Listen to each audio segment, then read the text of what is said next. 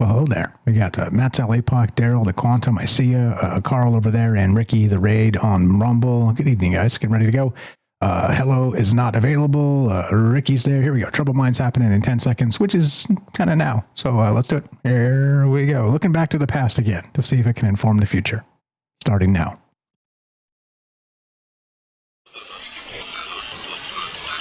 But I think the development of full artificial intelligence will spell the end of the human race. It's a flying object, and we don't know what it is. I would hope somebody is checking it out. With a rocket or whatever, but incredibly fast, opposite direction. It was too fast to be an airplane. I'm glad the Pentagon is looking at this, because if it poses a threat, I want them on top of it. Well, the craft generates its own gravitational field. So you said there's lights in the sky? The internet has become the command center for criminals and terrorists. 911, what's your emergency? I need help, please help me! Aliens won't let it happen. You know, that's what we're instructed to say. Roswell, Area 51. Alien kept deep under the ground. 1, 0, 1, 1, 1, 0.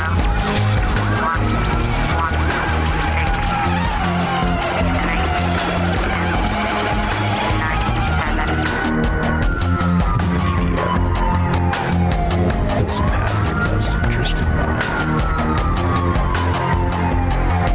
The government is self-serving. You're here for a reason. You're listening to Troubled Minds Radio.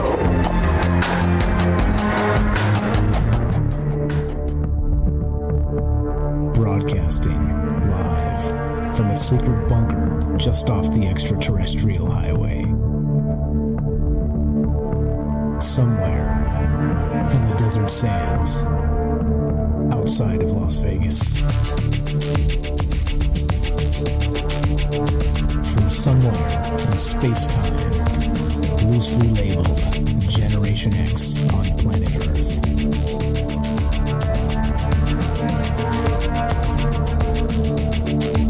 And asking questions of you in earnest into the digital darkness.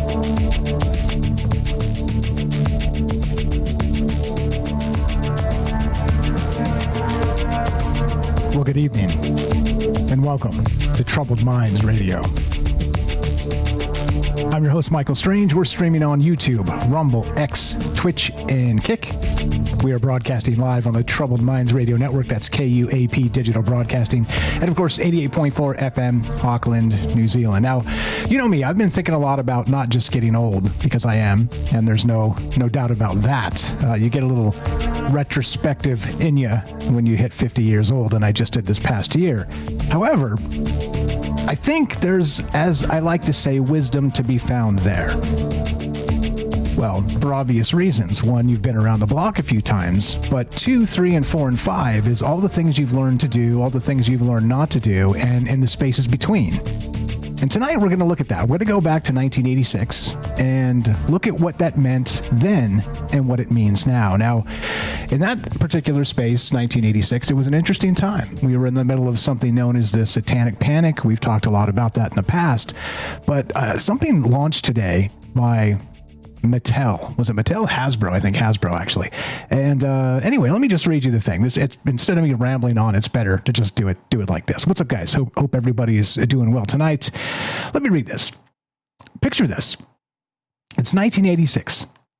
Your mother finds a Dungeons and Dragons manual in your room. She doesn't flip through it casually. She doesn't ask questions.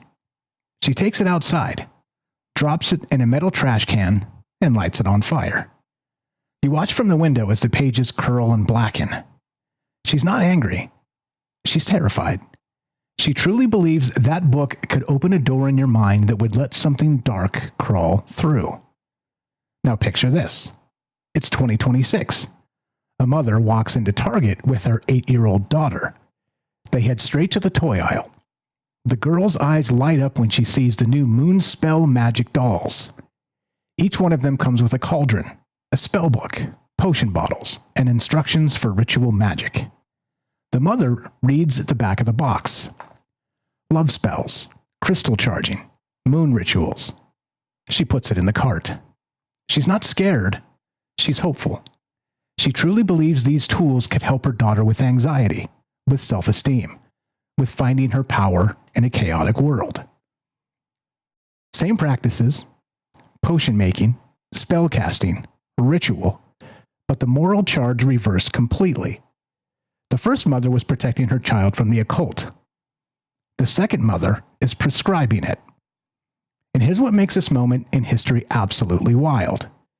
Those Moonspell Magic dolls, they launch in July of 2026. I'll mark my place there.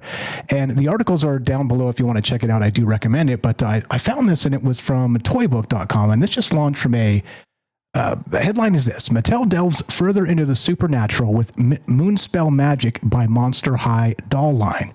I'd never heard of any of this. Monster High? What the hell is that? I look into it. It's been a thing since 2016. Anyway, so read this.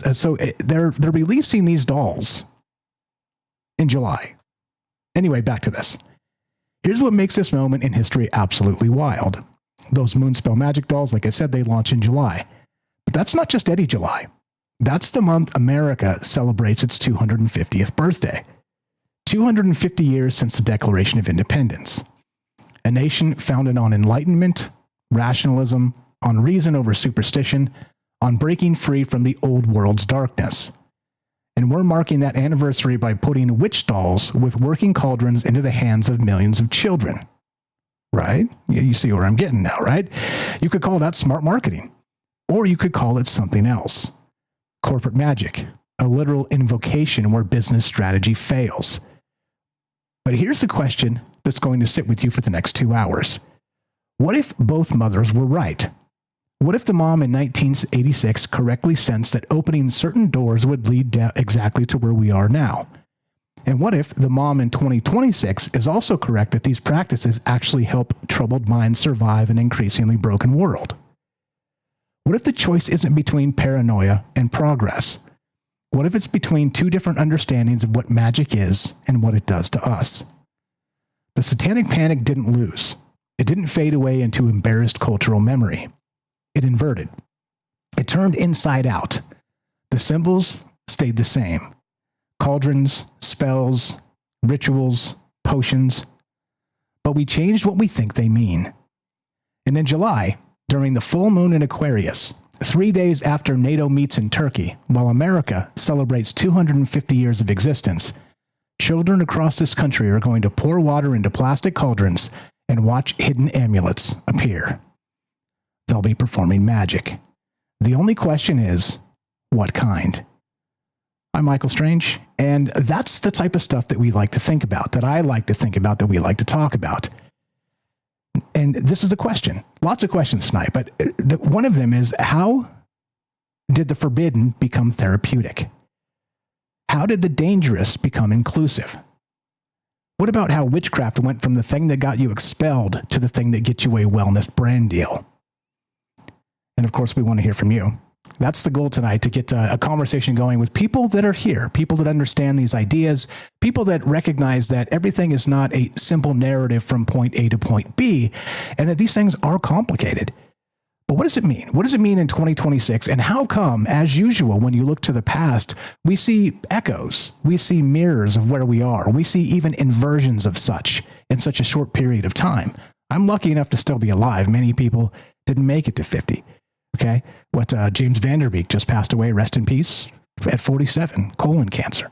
It's horrific. This type of stuff, people do pass young, and it's terrible. I'm lucky. I'm one of the lucky ones. I hope to be lucky for many more years, and to you and yours as well.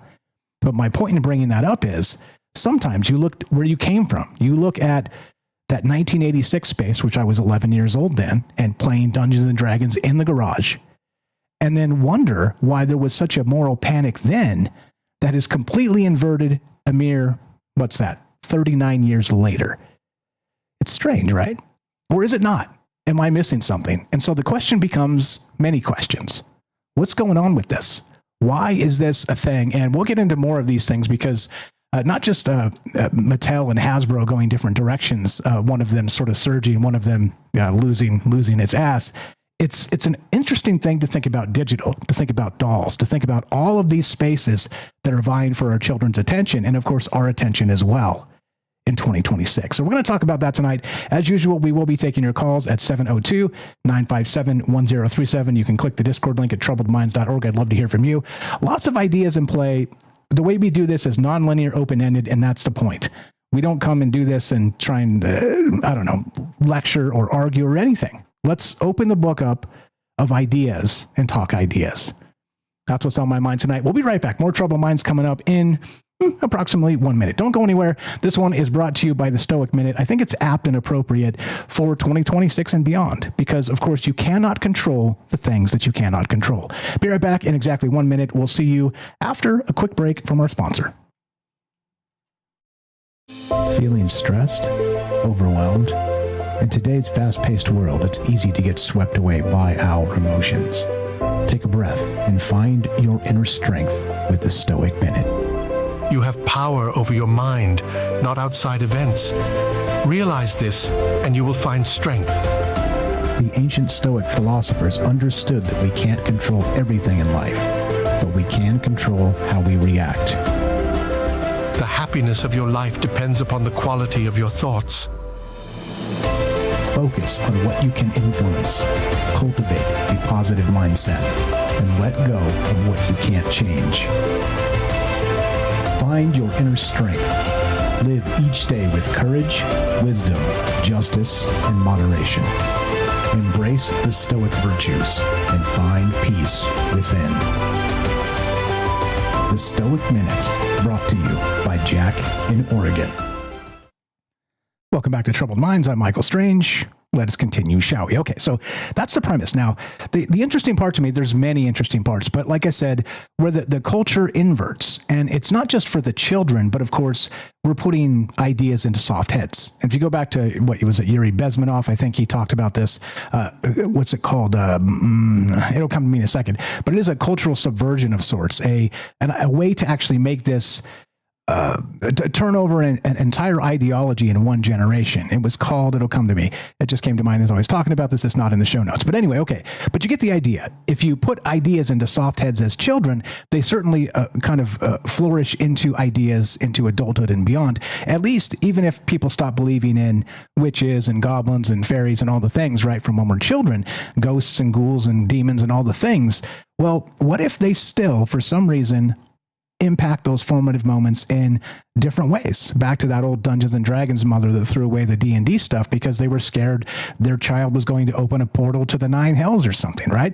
So look, I don't know the answers to these questions, but I do find all of this fascinating where we started, at least, kind of my age group, the Generation X group, where we started and where we've come and what this looks like and how this is changing and how, once again, we're looking at a world where Moonspell Magic dolls are hitting the shelves in July, which again, trying to look at this from the synchromistic aspect, July, of course, is the 250-year anniversary of the United States of America. So if you're going to do a working, okay, and let's talk about ritual magic for just a second here, wouldn't it make sense that you'd kind of want to have it happen on a power day like that? I mean, they're going to drop the New York, they're going to drop the ball or the apple like they do on New Year's. So they'll do it twice that year, once at New Year's Eve and then once at the 4th of July for the 250th anniversary of the country. You see what I mean? All of the ideas kind of focused on America. And then suddenly this kind of sneaks out, and they just announced this yesterday too. And so I'm a little befuddled in this, and I wonder if it's, sort of marketing in the sense that let's say, Mattel puts this idea out there now and they're shaping culture, or do you think that they're sort of a mirror reflecting what the culture is becoming? I don't know. I don't know the answer to that. I think it's probably complicated and it's probably maybe a little of both, but also doesn't matter what I think. I want to hear from you. That's it. It's very simple. If you want to be part of the conversation, give us a call at 702-957-1037. You can click the Discord link at troubledminds.org. We'll put you on the show just like this. Thanks for waiting, my man. Let's go to James in Michigan, Salcedo Paranormal. How are you, sir? Go right ahead. I'm okay. Can you hear me? Yes, sir. Loud and clear. Coming through fantastic. You sound great. Oh, okay. I was just going to say, or maybe not. Because, but yeah, great topic here. I didn't get a chance to read the write-up, but this is fascinating, the idea of whether the companies, believe or think any of this is real or not, the idea of cauldrons and spells and all that. It's still putting the ideas out there. And I really, I'm not sure if this is sort of overreacting or not, but it reminds me of sort of a new version of the Ouija board in a way, or a potential towards that direction for people to maybe go down in their own minds and their own ways if they're, familiar with that at all. I don't know. It's kind of creepy to me in a way. Yeah, well, exactly. And I'm not sure what to make of it, to be honest. And I did get a little bit of that in my mind when I was thinking of this. I'm like, yeah, are we getting older? And so we're like, get off my lawn type of stuff. I said it in the chat. Maybe that's what this is. Maybe let children be children, and that's that, right? It's a wrap. But also, we do have some responsibility when it comes to pumping these ideas into the zeitgeist if they are, again, long-term damaging. But I'm not sure. By the way, there have been big studies done on this. I mean, I think it's just kind of one of those things where it's like, oh, I was this old, so I liked the Backstreet Boys or whatever. That's just the way it was. Nothing against the Backstreet Boys, for instance, but I'm just saying there are consequences to kind of pushing these ideas into places where maybe they shouldn't be. I don't know. It's weird. It's weird to me because being the old guy now, and I am, promise you, that I look at it and I wonder how damaging or detrimental this stuff could be. But as a kid of the 80s to play D&D when I was 11 in the garage, I think I turned out okay. So you know what I mean? It's one of those things where you look at this and kind of see both ways of this, where people are concerned that bad ideas get into soft heads and then flourish into the next generation of ideas. But I don't know, man, like D&D has done me a lot of good in my life, at least able to look at the world in different ways and sort of rekindle a love of mythology and folklore that has brought me here today, talking about these ideas along with you.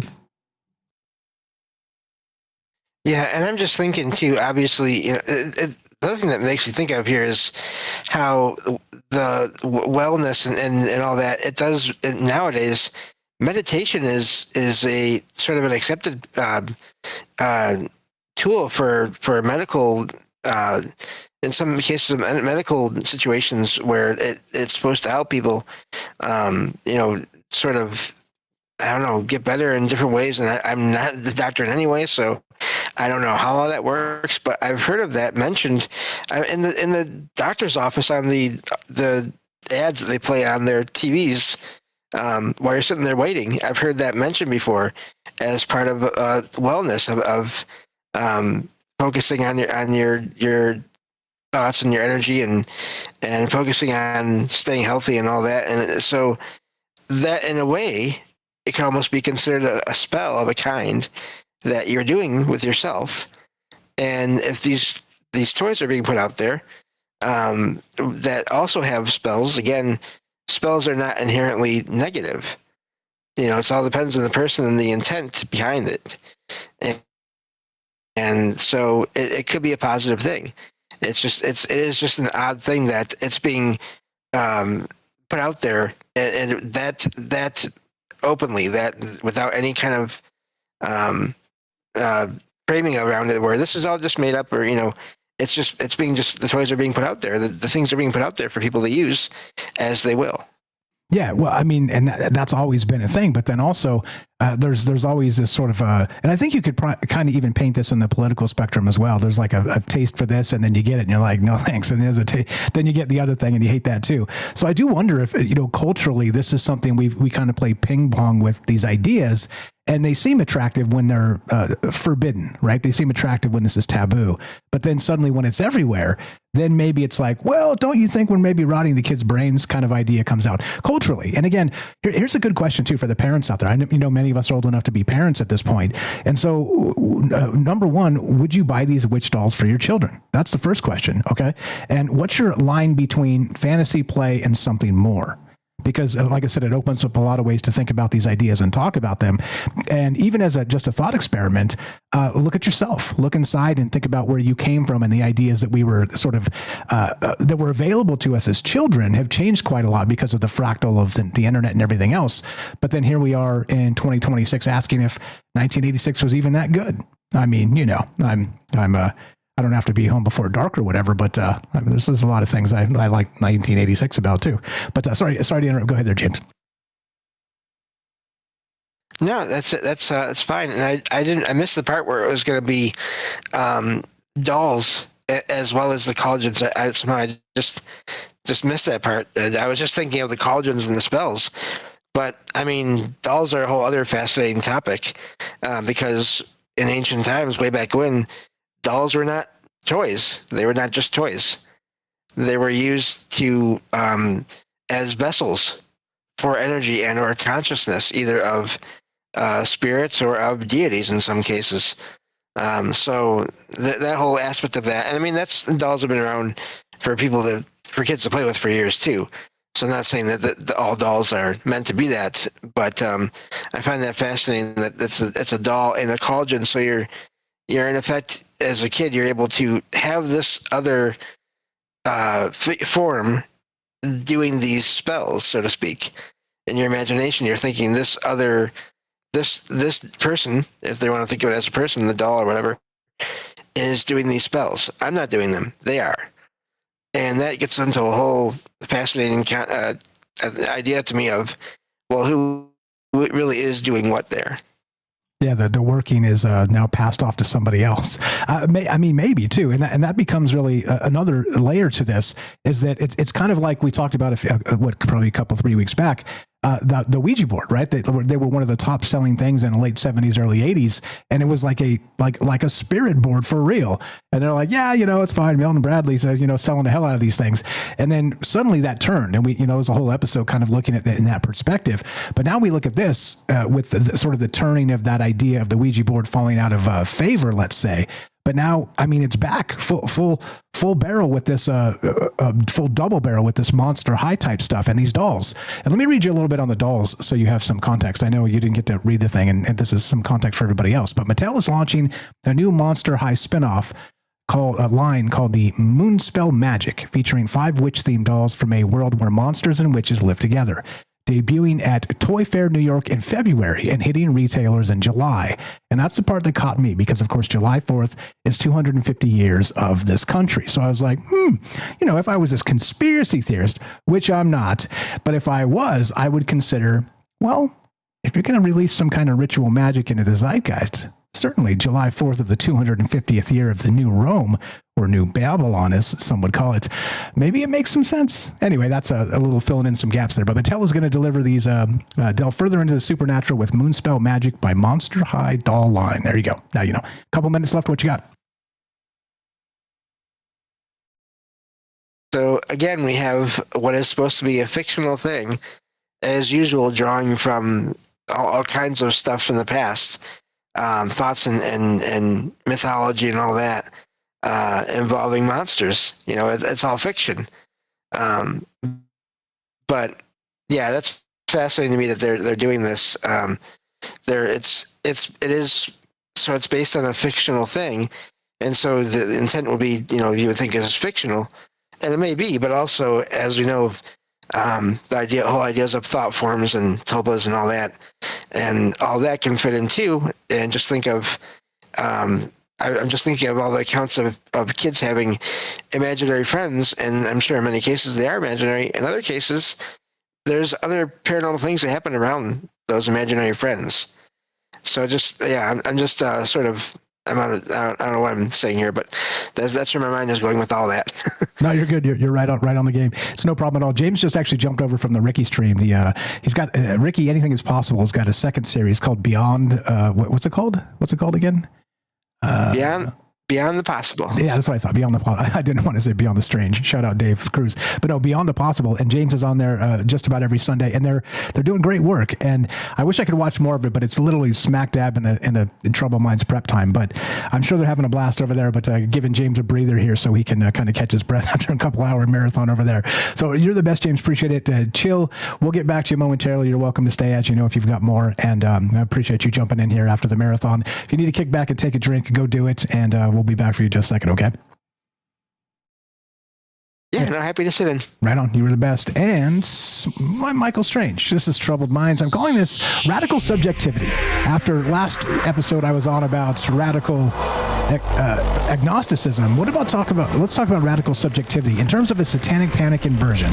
Now, is this changing in the zeitgeist for some reason other than simple marketing? That's what's on my mind. Love to hear your thoughts. 702-957-1037. Click the Discord link at troubledminds.org. Be right back. More on the way. We got, looks like Parker on the phone line. We got the Robert with his hand up in Discord and your calls as well.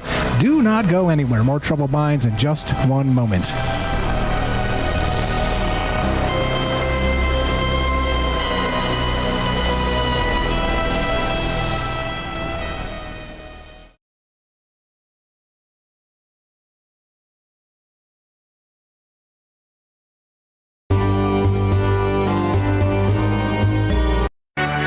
This is Troubled Minds.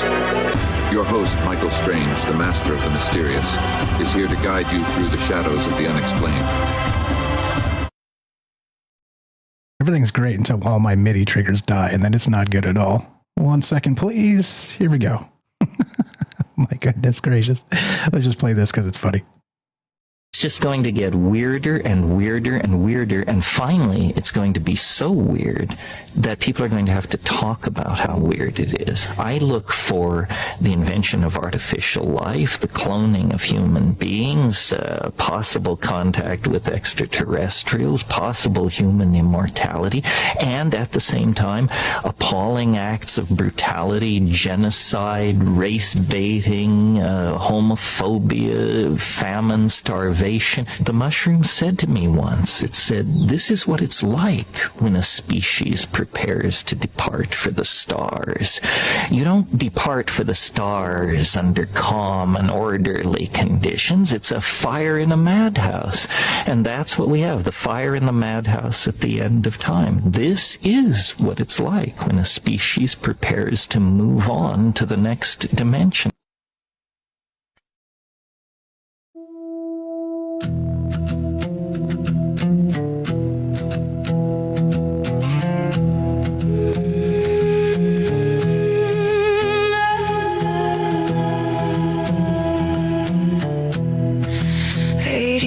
They burn the books, afraid of what their children took, from dragging dice and painted lead, the devil's voice inside their head.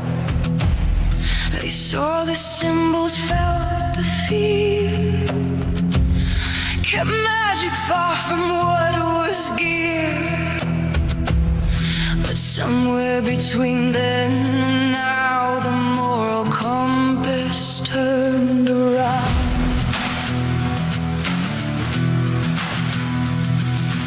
Now we're buying cauldrons at the store, spell it out. It's therapy, not war. Same ritual, different name. Moonspell Magic, self-care game. July 26th, the nation turns. 250 candles burn, and children learn to read the stars with crystal balls and moon charged jars.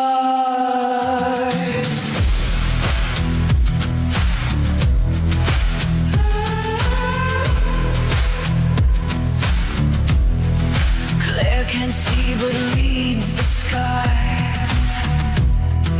Willow hears what trees reply. Karina bottles love as scent.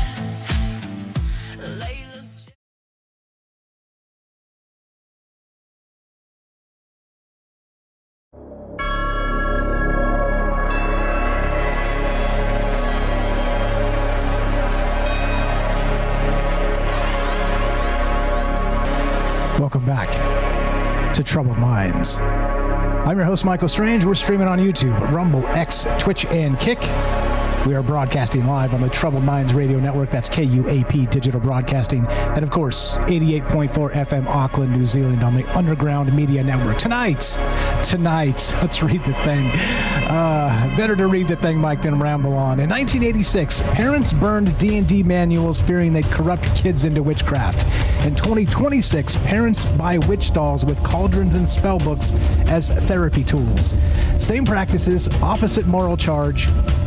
In the end, the Satanic Panic didn't end, it inverted, and it's launching during America's 250th birthday. Now, what do you derive from that? And that becomes the wild part, because we started with this this article and this actual release that just happened yesterday at this big toy fair, where Mattel is releasing this supernatural, delving into the supernatural with the Moonspell Magic series by the Monster High doll line. And again, I looked into Monster High a little bit, and it's as you'd expect it to be. I mean, you know, like it's I don't know, like Cabbage Patch on occult steroids or something. It's really weird, but cool, right? I mean, this is the good stuff, and I'm not making fun in the sense that we didn't grow up with this stuff too. There was Buffy, right? There was Anne Rice way back. There's all kinds of stuff that we did. We grew up on a lot of these things, but it's interesting how with the internet it kind of does that fractal, as I like to describe it, and now it's everywhere. And it's good. I mean, I think it's good. I think ideas are good. But as usual, right, we're going to get the moral panickers that try and say that this is bad. And I'm not even saying it's good or it's bad. I'm saying, what do you think? That's what I'm saying. Because I have mixed feelings about it, as you can tell. But anyway, whatever. Monster High, it's got the little skull with the bow, the pink bow. Oh, it's so adorbs. Anyway, love to hear your thoughts on this. Lots of ways to look at it. But again, radical subjectivity is Satanic Panic Inversion. Does it feel like that to you? Or does it feel like Mike's an old crank and get off my lawn? That would be okay too. Love to hear your thoughts. 702-957-1037. Click the Discord link at troubledminds.org. Hang tight, gentlemen. We're going to go to the phone line, make sure everybody can hear everybody. And then we'll get back to Discord. So we got more from James and the Robert coming as well. But let's go to, looks like Parker in the YouTube chat. What's going on, my man? You are on Troubled Minds. How are you tonight? And go right ahead.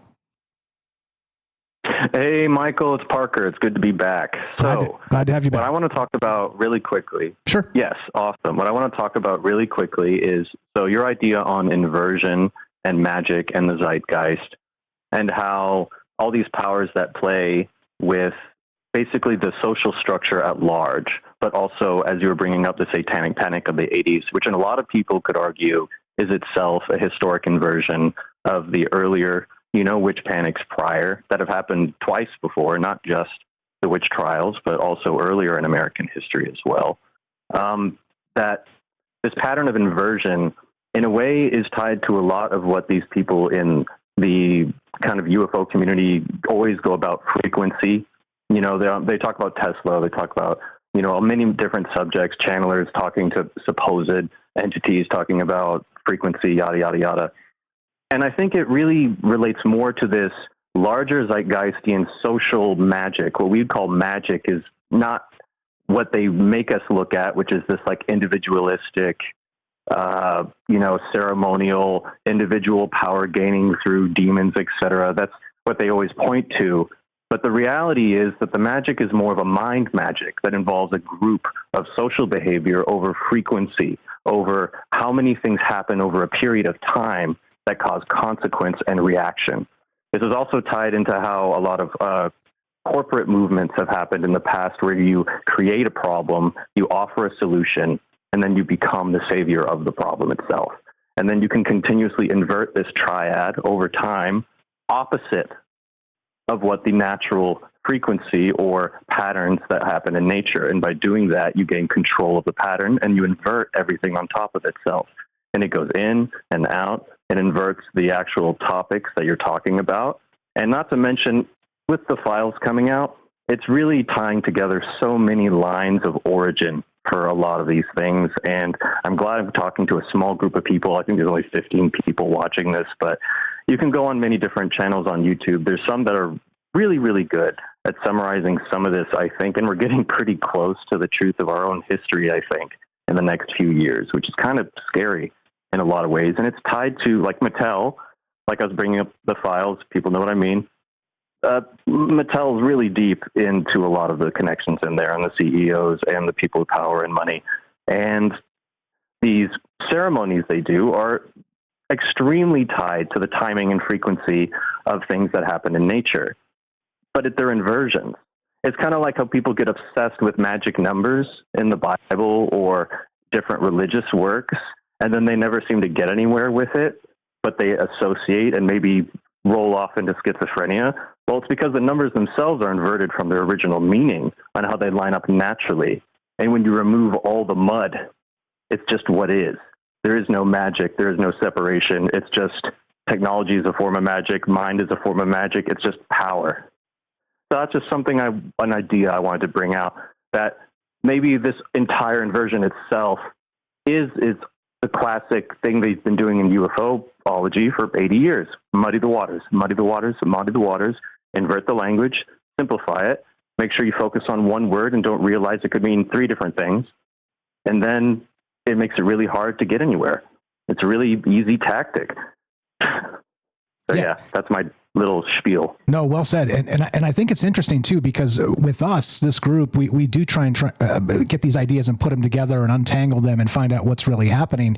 And as you described, it's not meant to be figured out. And look, I'm under no illusion that we'll figure out the mysteries of the universe or something. These conversations are great and fascinating and all that.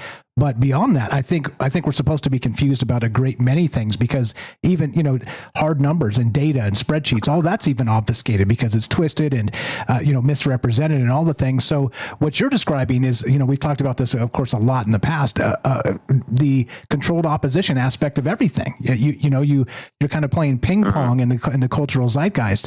And when one side just gets too much, then you're like, all right, we'll just pivot to our friends on the other side. And then, let the sentiments wear off of the hatred of whatever it was. And then this new thing will sort of adopt that hatred of the sentiment. And then we can be the heroes again by inverting. Makes a ton of sense to me. And absolutely. And that's called the Hegelian dialectic, if I'm right. Is that correct? Yes, actually. I think you must be watching. Are you familiar with, I think his name is Simon on YouTube? I need to look up. It's Abraham Simon or Hillman. But he's a big on the Hegelian dialectic and the whole use of duality and inversions to basically trick the mind into misusing its own language and how it relates to real world objects and things and feelings. Yeah. Yeah, actually, we did a show on that years and years and years ago. So, I mean, it's not a new concept to me. It's just, kind of when I hit something, we move on to the next thing. So, and certainly this is an idea that we need to keep on top of our mind because it's being used against us. Absolutely, 100%. How do you feel? Are you a parent? If you don't mind me asking, you don't have to say yes or no, but maybe. No, but I have taught students and children for a while. So I've been around a lot of kids, but I don't have any of my own. Okay. Thank you for answering. You didn't have to. So do you think it is a problem with this sort of this inversionism of that old idea of burning D&D books, and now suddenly we're like, here's Luna the Moon Witch for Christmas? You think that strikes children in a bizarre way? Or do you think it's just, like I said, old man Strange shaking his cane, get off my lawn?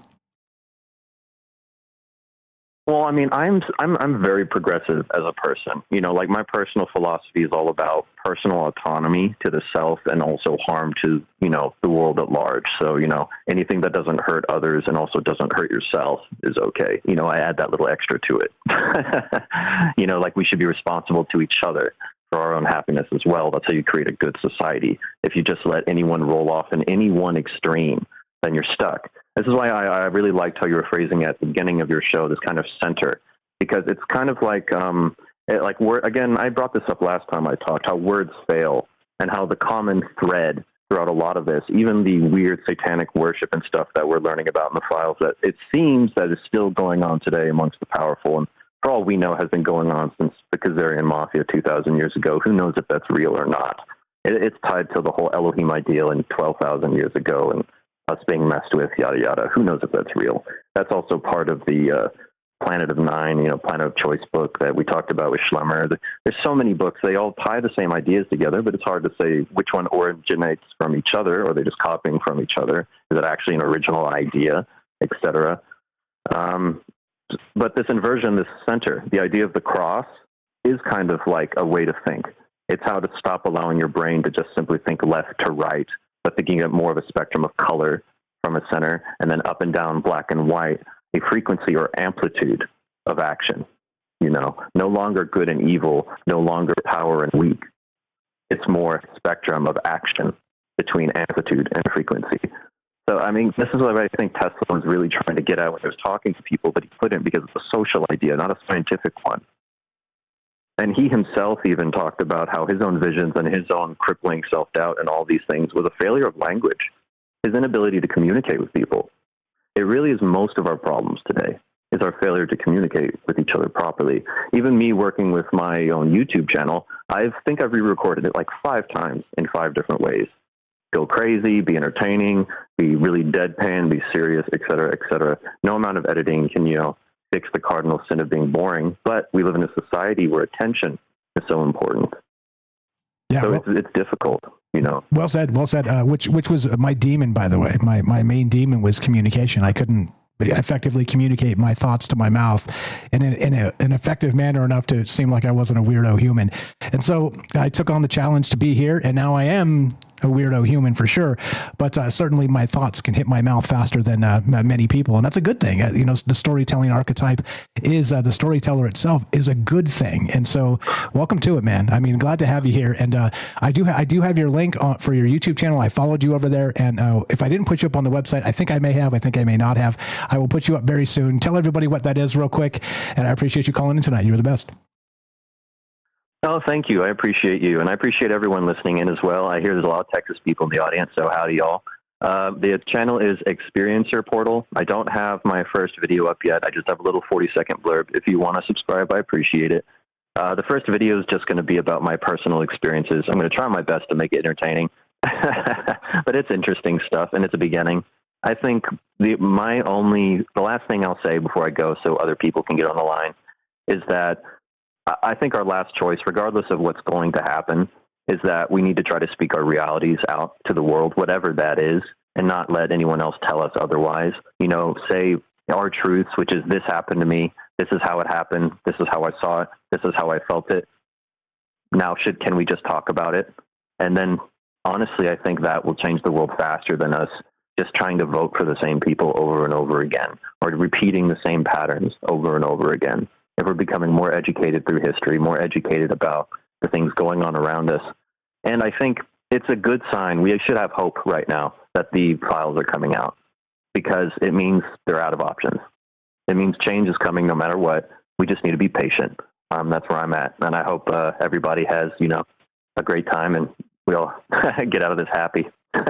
Amen. Amen. Love you all. Have a good one. Well said. You're the best. Parker, go give him a follow. Link's going to be in the description down below, troubledminds.org/friends. It says follow Parker here. I think I added him. I think I didn't. I don't know. I've got the information. If I didn't, I'm swimming in code this weekend. So I'll get his links up there tomorrow. But the Experiencer Portal on YouTube, go give him a follow. Exciting stuff coming. You can tell he's a very smart guy. He's an old friend of ours. He's been here for a long time. He used to call in back in the day too, under a different name. But Parker, welcome. I appreciate you calling, and thanks for sharing your ideas and the Hegelian dialectic, bringing that sort of back to the top of mind here for this conversation, because I think it is important. This type of stuff is, how do you break that down and turn it into a cultural zeitgeist over decades? I mean, that's some level of architecture there, unless, of course, humans are just easily swayed. So I don't know. Great stuff. Anything to add to that, James? And then we'll go to the Robert, who's had his hand up a minute. Thanks for being patient, friends. Yeah, I agree. Great call from Parker. I agree that language, and I talk about this all the time with everything I do too. Language, words are amazing. We do need them, but we should always keep in mind that they're not perfect. And so, yeah, great call. Absolutely. Thank you, James. Again, talking radical subjectivity tonight. I'm calling this a satanic panic inversion, if I can read my own text there. But I don't know. Look, a lot of ways to look at this, and that's the whole point of this. What do you think? Would you buy these dolls for your children today? Have you in the past? Did you have a Ouija board when you were a kid? And we're talking about these Monster High dolls and, the Moonspell Magic and some other stuff. I'll tell you more about that as we go. But instead, we have smart friends in the meantime, which is way better. This is the whole point, is to talk to each other. 702-957-1037. Click the Discord link at troubledminds.org. Let's go to Robert in Pennsylvania. What's up, Robert? How are you tonight? You're on Troubled Minds. Hey, how are you? Pretty good. I cannot complain. I stumbled on this one and was like, that's it. We're going to talk about witches and dolls tonight. Let's have it. What do you got? And I tuned in and have one of the most insightful experiences that I ever had tuning into Troubled Minds. I took you to be 38 years old and was just astounded that you're 50. Stop it. Thank you. That's very nice. But stop it. I'm actually 50. I'm not being nice. I actually didn't took you for a much younger man. Anyway, beyond that, you have. I don't want. If I get a little personal, are you a parent? I'm not. No. Okay. Well, that explains a lot. Because I have been for a long, long time. Okay. And these dolls, my daughter's been collecting these Monster High dolls since she was a little girl. And she still collects them. And she's 42. All right. And as far as looking at these dolls, I think they're kind of cute. She probably will wind up putting that on her Christmas list next year for me to get for her. So you're saying you bought these things in the past? Oh my goodness, yes. And she's a bright and wonderful person. Here's the thing: we used to, witches were in years ago. The idea of witches were old crones, and we've kind of made them nice, pretty, and that sort of stuff with these dolls. But here's the thing: does those dolls come with the spells to call demons? They do, right? That's what these articles are saying. So I don't have one. I've never bought one, but they actually do. Is what you're telling me? No, I'm asking you. Oh, I see. Do these dolls? I mean, it's one thing to get a little benign thing for pamphlet for spells. All right, it's a whole nother thing. Is if it's really dark and pamphlet of how to call demons and how to do harm. And I have no idea what this pamphlet or book or whatever of spells is what's in it. But my looking at the dolls, I had to say they're benign spell books. Let's hope so. I don't know. I really don't know. But wouldn't it be the twist of the century to have like a slip in a little this conjuring spell for Beelzebub or something? Of course, I'm just being ridiculous, but you get my meaning. I'm with you. I think if that happened and somebody spotted that, it would be the end of the world in terms of people losing their minds. So I don't think that's the case, but I'm just saying. Oh, absolutely. Go ahead. Let's look at witches. Wizard of Oz. There was the mean witch, the bad witch, and there was the good witch. Right? The mean witch was ugly, and the good witch was beautiful. We have Hocus Pocus, where the three witches were kind of in the middle, and they like to eat kids. All right, that's one of my daughter's favorite movies. But to this day, she's 42. I don't think for one second that she's ever decided to sit down and cook a baby or cook a kid. Right? These things. I'm not suggesting such. Go ahead. And then we had Bewitched when I was a kid, and my daughter had Sabrina the Teenage Witch on TV. Then you have Barbie and Ken, which I think are more detrimental to young girls than these little, cute little witches that Mattel's putting out. I think Barbie and Ken were worse. I had G.I. Joe. Yeah, so did I. All right, and I didn't want to go out and kill a lot of people, in war. It was just fun play, just like your Dungeons and Dragons. Yep, it was fun play. And your parents may have been concerned, but they had really nothing to be concerned about. It turned out you turned out all right, even though you seem to age better than other people. Hey, thanks. It's all the babies I eat. I'm just kidding. Everybody relax. That's a terrible joke. It was a terrible joke. Okay. And then there's Harry Potter. Making Robert choke over there. It's Harry Potter. I mean, all the kids got into Harry Potter, and there's certainly witches and spells and stuff there. And I haven't seen any kids being so drawn to it that they get up and get a broom and try to jump off the roof with it. I mean, we used to burn witches. Yeah, no, exactly. And go ahead. Go ahead. No, just exactly, and that's my point. So I'm not again suggesting some level of nefarious activity here to try and turn kids into mass murderers. All right, my point is that the and you know this, that you're making it sort of a counterpoint. But all I'm saying is that we certainly have the zeitgeist changing over the last 50 years in many different ways, and I've recognized it. And so I find it fascinating that we have the flip flop of these ideas. That's all I'm saying. So I'm not suggesting anybody that buys these dolls are horrific or terrible or whatever. Or I mean, we did a Taylor Swift show. You know, I'm not suggesting anybody that listens to Taylor Swift is a witch or whatever. It's just interesting how the zeitgeist kind of handles. They all probably are. Well, I mean, okay, all right. Now you said it. I didn't say that, but go ahead. They all probably are. You said it, not me. Here's what concerns me. Right, my daughter's 42. Right, you know, I know deep down, all right, she can't escape her Catholicism, but at the same time, she thinks that the world is run by a goddess. Right. At least that's what she says sometimes, and I just wave it off. It's harmless, all right? But what really is bothering me these days is that there seems to be a constant message being put across that nothing is real, all right? How often have I listened to podcasters or on TV, people, and you have, that we're living in a matrix, all right? The problem I have with that is maybe we are. I don't know, all right?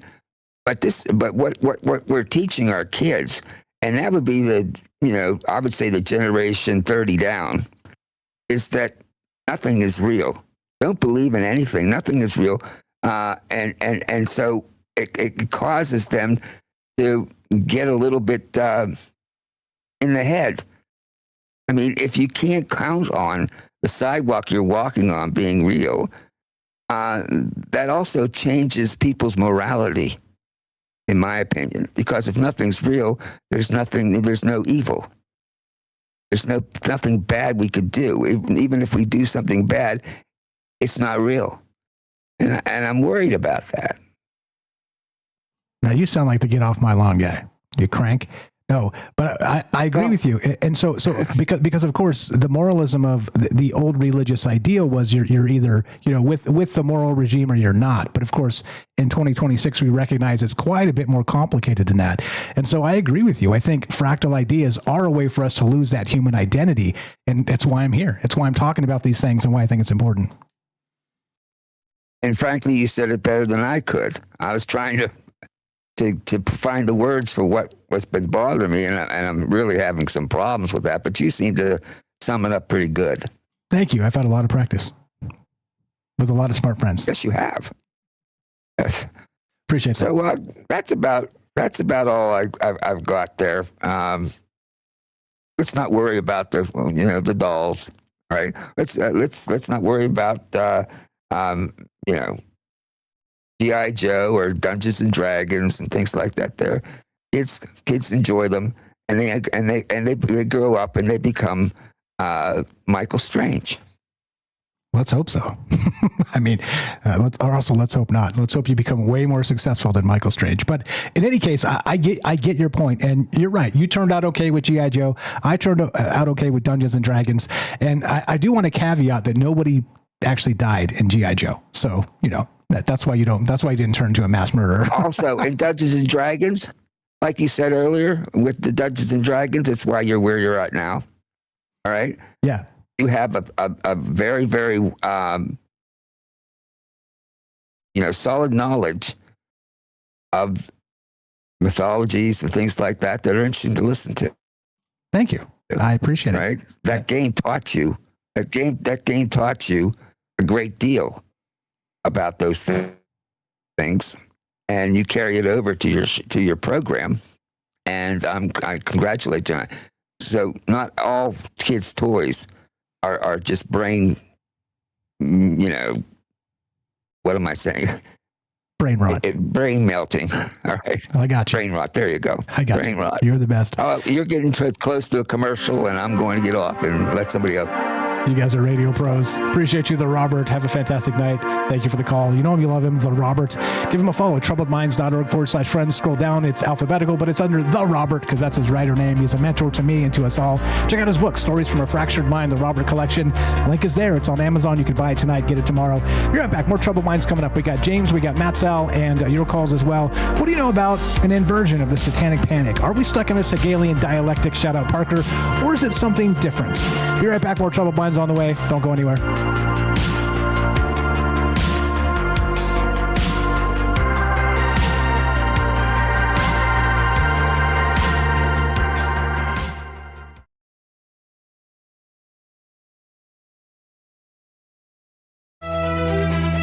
You're tuning into Troubled Minds, the show where mystery knows no bounds.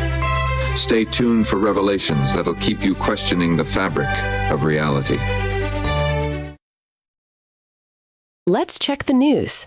Peter Steinberger, creator of the AI agent OpenClaw, is joining OpenAI, according to Sam Altman. Steinberger aims to bring AI agents to a wider audience without the burdens of running a company. Altman highlighted Steinberger's expertise in multi-agent AI systems, which he says will become central to OpenAI's products. OpenClaw will continue as an open-source project supported by OpenAI. This is a significant hire for OpenAI after losing talent to competitors.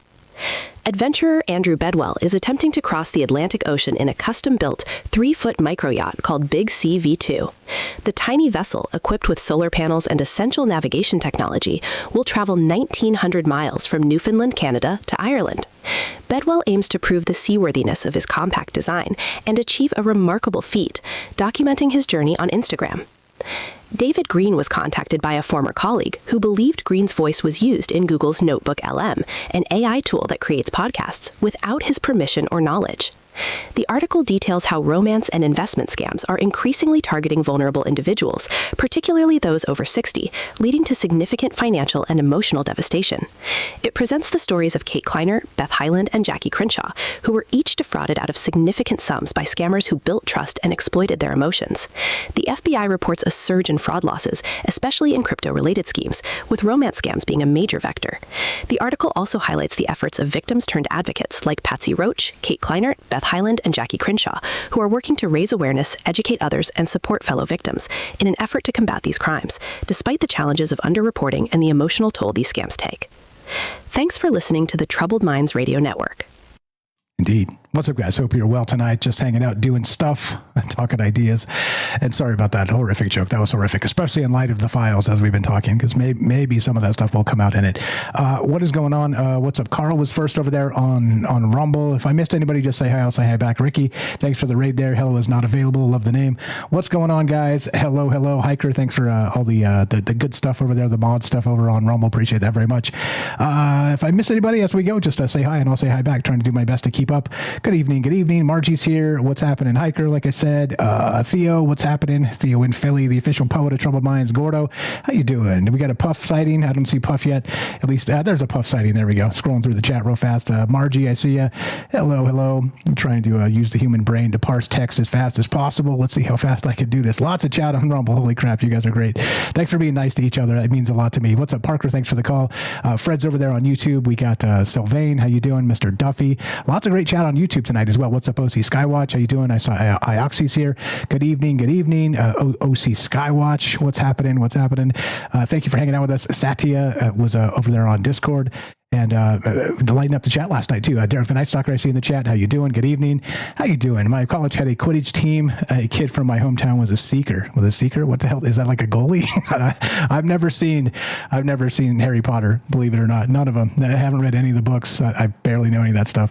Funny. What's up, Dragon Rose? How you doing? Good evening. How you doing, Linda? What's up? Who did I miss? If I missed you, just say hi. I'll say hi back. And then, of course, this will get trimmed from the podcast. So I could, again, say hi to the people in the chat and then also act like I'm the aloof talk show host. You get the best of both worlds. Who was first on YouTube? Let's go all the way to the top. Roving Fungus, I see you there. We got Mr. Duffy. Hello. Fred, Stephen England. I see you guys. Okay, and over to you to Discord real quick. What's up, Eric? Matzel's coming up next. We got Derek the Night Stalker, APOC. What's up, the Robert? Thanks for the call. Sylvain. We got, is that Quantum? Dragon Rose, Asgardia. How you doing, Jay Winch, Daryl, Herschel, the Quantum, and Mephisto? That's Jacob. You guys are the best. Thanks again. Yeah, and just as a pointing you out, we're closer to like 60 or 65 people currently watching on all the platforms. So, just to correct you there, Parker, it's quite a bit higher than that. But anyway, I know it looks pretty bleak sometimes on one platform or another. But anyway, that's not including a radio. So just to toot the horn, there you go. Troubled Minds coming up right about, how about now? Maybe now. Not now? All right, let's go.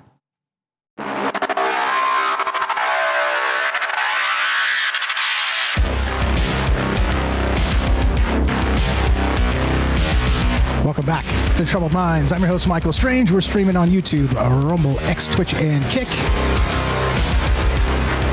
We're also broadcasting live on the Troubled Minds Radio Network. That's KUAP Digital Broadcasting. And, of course, 88.4 FM, Auckland, New Zealand. Tonight, I'm calling this Radical Subjectivity, a Satanic Panic Inversion. Now, we started with the idea of these Moonspell, what are these? Moonspell Magic dolls by Monster High. Look, I don't know what this is. But the thing that caught my attention was that they're releasing these. They just announced them yesterday at this big toy conference. But they're releasing these in July, which, again, the Synchro Mystic goes, whoa, what? July is, of course, the 250-year anniversary. Witchcraft released on Valentine's Day, releasing these dolls in July. You know what I mean? And I'm not suggesting anybody who buys these dolls as a witch. We had a good conversation about that with Roberts.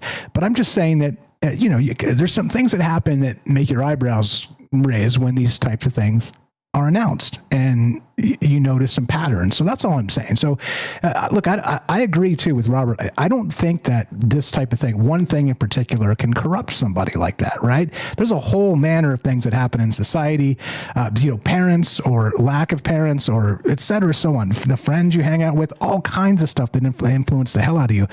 And, make you a better or a worse person. Not that it completely consumes you, but there are instances where that does happen. So I'm just saying that, I don't know, is this a ritual magic aspect? I guess we can kind of toss into the larger conversation because it feels that way to me because, I don't know, maybe because I'm ignorant. How about that? That plays because the Robert's like, do you have any kids? No. Well, that's why, because if you did, you would have been buying these dolls for the last 20 years. That's why. So anyway, you guys are the best. Thanks for being patient with me, and I'd love to hear your thoughts. Let's go back to James real quick. You got anything on this, James? I know you had to reboot. It is Discord has been a little warbly, not just for you, Robert. It may be on my end. So who knows? So thanks for rebooting. I don't know if you're there or not. If you got something, go right ahead. Otherwise, we're going to go to Mattel. What's up, brother? Welcome back. Yeah, no, I'm here. And I great call from Robert. I do agree as well. It's always one of the things that's bugged me about the whole video games are all evil. They're going to make everyone evil, and I've been playing games my whole life, and I'm not evil, and as far as I know, anyway.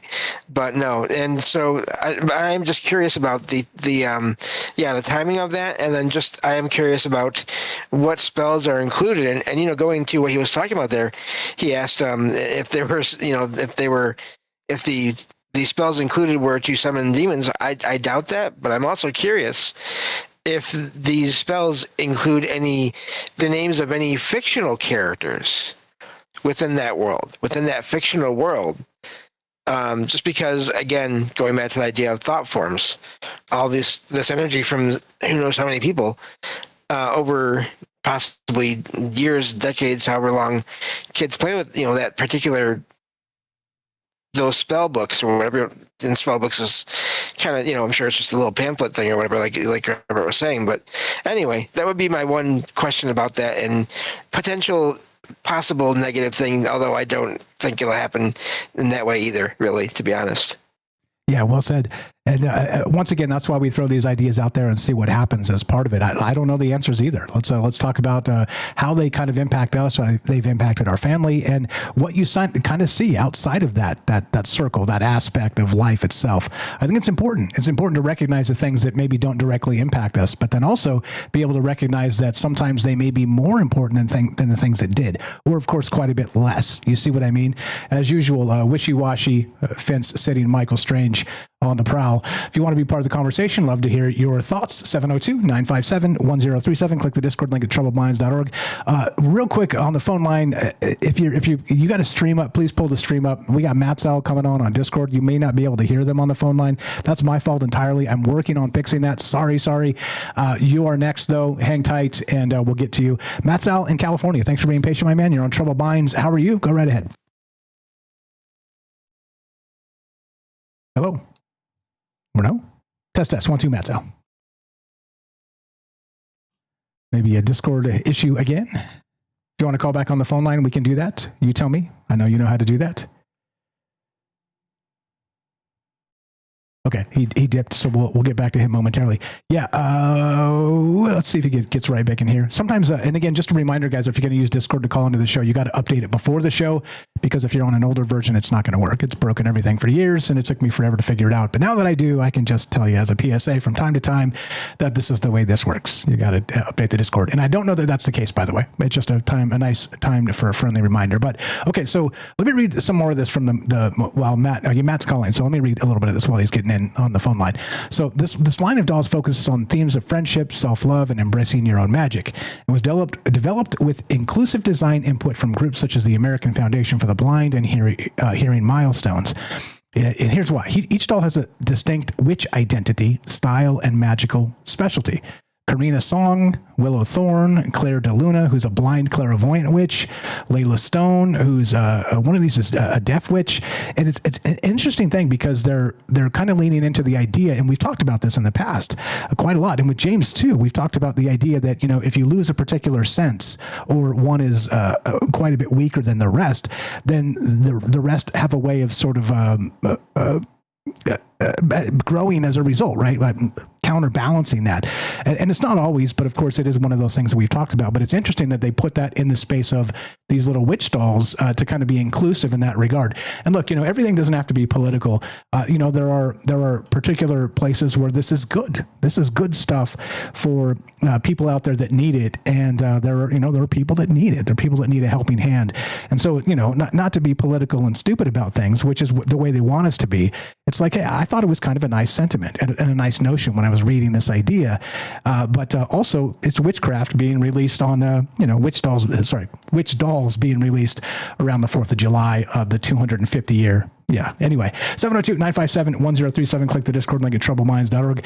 Sorry for the mix up there. Let's go to Matt's out in California. Thanks for calling back and be patient. Here on Troubled Minds, brother. Go ahead. Hey, Mike. Good show. Thank you very much. Sorry about that. I called. I want to talk about how come it's so easy now to get this information and it's like right in our faces. Because the word occult means hidden. It means secret knowledge. And so it's funny how it went from that to being right in front of our faces in these dolls that you could buy from Target as a kid. And I just remember, back in the day, I remember before the internet when you could buy a book, like going looking for this stuff. It was hidden. You had to know somebody, or you had to go to a bookstore and ask, do you have the metaphysical section? No one knew what that was. Oh, meditation books, those types of books. And they would take you down this room, in the corner, in this dark room, and those books were in the bottom. But nowadays, those books, they're right in front of our face. They're right out in front of our faces. I remember a few years back, I went to this bookstore, and they had this. Right when you walk in, they had these tarot cards on this table. And it was funny. Me and my wife were looking at these tarot cards, and this random lady came up, and she started like to sweep the table. She knocked all the tarot cards off the table, and she started stacking Bibles on top of it. but just showing you that these books were like right in front of our faces. I'm wondering what's going on with those dolls. I don't think it should be right in front of the faces of everybody, in front of kids and everything, because this is something. This is a religion. This is something that is very serious, and you kind of got to take it seriously, and I want to teach, and that's why I kind of want to talk about this kind of stuff and teach about it, because if you don't know what you're messing with, it can be dangerous. You follow me? Yeah, 100%. And we've talked about this quite a lot, you and I, in the past. And correct me if I'm wrong, but you consider yourself as a Wiccan anyway, as sort of a religious aspect, right? Correct. Yeah. Okay. So that's the point. And I agree that any idea taken to an extreme can be detrimental. Okay. And that's why it's important for us to kind of bring these ideas back to the center, not politically, to the center of the zeitgeist, and kind of consider them outside of the escape velocity of both, or the fractal escape velocity of all the ideas, and sort of come back to just what we know, where we came from, where we think we're headed, and discuss it in this space. That's the point. And so I agree with you that, some things can be good, and the exact same thing could also be bad. It's all perspective. It's all sort of again, a zeitgeist pressure. It's your friend groups, as I said, parents or not parents, or circumstances of life. These things can be bad, very bad, or also very good. And so, yeah, I'm with you. It's an important aspect to recognize there are two sides to every coin, as we like to say. And then also, in this capacity, maybe have some disclaimers or some information to find some good information on this if people are more interested, instead of finding some random TikTok video. Look, no offense to TikTok videos, but you know what I mean. That maybe tell you how to summon Beelzebub, as we said earlier. Yeah, I feel it's important to do research on all this stuff from all levels, because you don't want to just jump into something like this. And like you're saying, doing the research and learning about it for years and years, and also experience and practice as well. But it reminds me of a show I watched called The Magicians, and it's a series, and it's about these kids that get invited to this magic school. It's kind of like a Hogwarts. That's a magic school, and the school is seeking out people that are looking, that might potentially have magic, and so they're recruiting them to teach them the right ways, to teach them, the science and the history and the way about it, before just willy-nilly doing magic. And so, but the problem is that these kids come to the school, and certain people pass the test, certain people don't. And so imagine being a person that you find out there's a school for magic, and you might be a magician, but you get kicked out, or you don't pass the test, and you get sent back to the real world, knowing that you have magic, but there's not a school that will teach you. And so these people, they become what they call the head witches. And the head witches are witches that are kind of they're like the witches that are doing magic behind the scenes. Like they're learning from the internet. They're learning they're amateur magicians. They're learning amateur spells and learning hand-me-down spells from the school, not the real spells. You follow me? I'm talking about like a gatekeeping kind of thing, where the people that run the schools, they have the real spells, but the amateur witches here, looking on the internet, we're getting the hand-me-down spells, or maybe there's a component off here or there to throw us off and not get the real spell. And so they become the head witches are like amateur magicians, and a lot of their magic ends up going bad. Yeah, it's funny. That's kind of my. Yeah, kind of like a teacher, right? And no offense, teachers are doing God's work, but for instance, right, like if you're teaching philosophy, then you're not a philosopher. You know what I mean? So that the head witch or the spellmasters are kind of neophyte spellcasters, and so they're teaching you kind of the basics. But if they were a master witch, they wouldn't be teaching people at all, would they? They'd be out doing master witch stuff. Is kind of my point. Yeah, it just makes me feel like I said, I just don't understand how it's going to work. A lot of people are going to be finding out about this stuff for the first time as kids.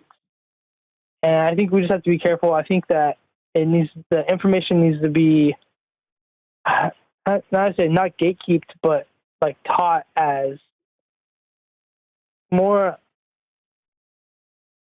taught instead of teaching first and then learning and then doing the magic instead of just doing willy-nilly, just casting spells and not knowing what you're doing.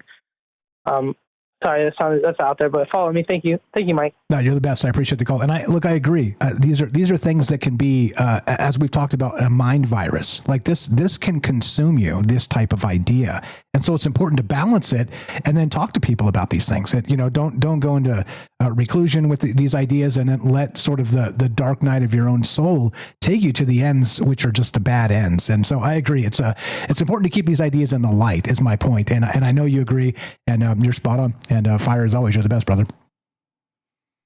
All right, thanks, Mike. Good night. Appreciate the call. We love him. That's Matthew in California. Good friend for a long time. Temple of the Owl is the name of his podcast. Go check it out. Again, so he's not only a Wiccan, he looks at the world differently, which is good, which is what most of us here do. That's the whole point. But also he's got a massive esoteric book collection that he's synthesizing and putting into a podcast called Temple of the Owl. Check it out.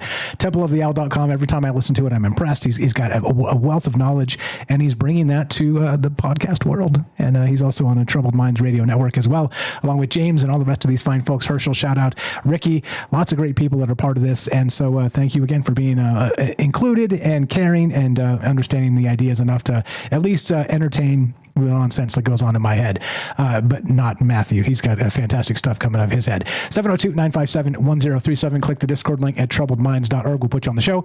Let's go to, I'm not sure who this is. You're on Troubled Minds. What's your first name? Where are you calling from? Test phone line. You're on Troubled Minds. Hi, yeah, you're on. You're there. What's going on? What's your first name? Where are you calling from? Hi, my name is Dave. I'm from Memphis, Tennessee. What's up, Dave? Welcome to the thing. I just got your information from James, as a matter of fact, on Ricky's show. I guess I have a couple of questions, because right now y'all are just talking way above my intellectual level. I apologize for it. So is the issue here that we believe that these toys are being released on the 250th anniversary, or is the toys promoting witchcraft or Satanism? All of the above. So I can tighten that thread for you entirely in like 12 seconds.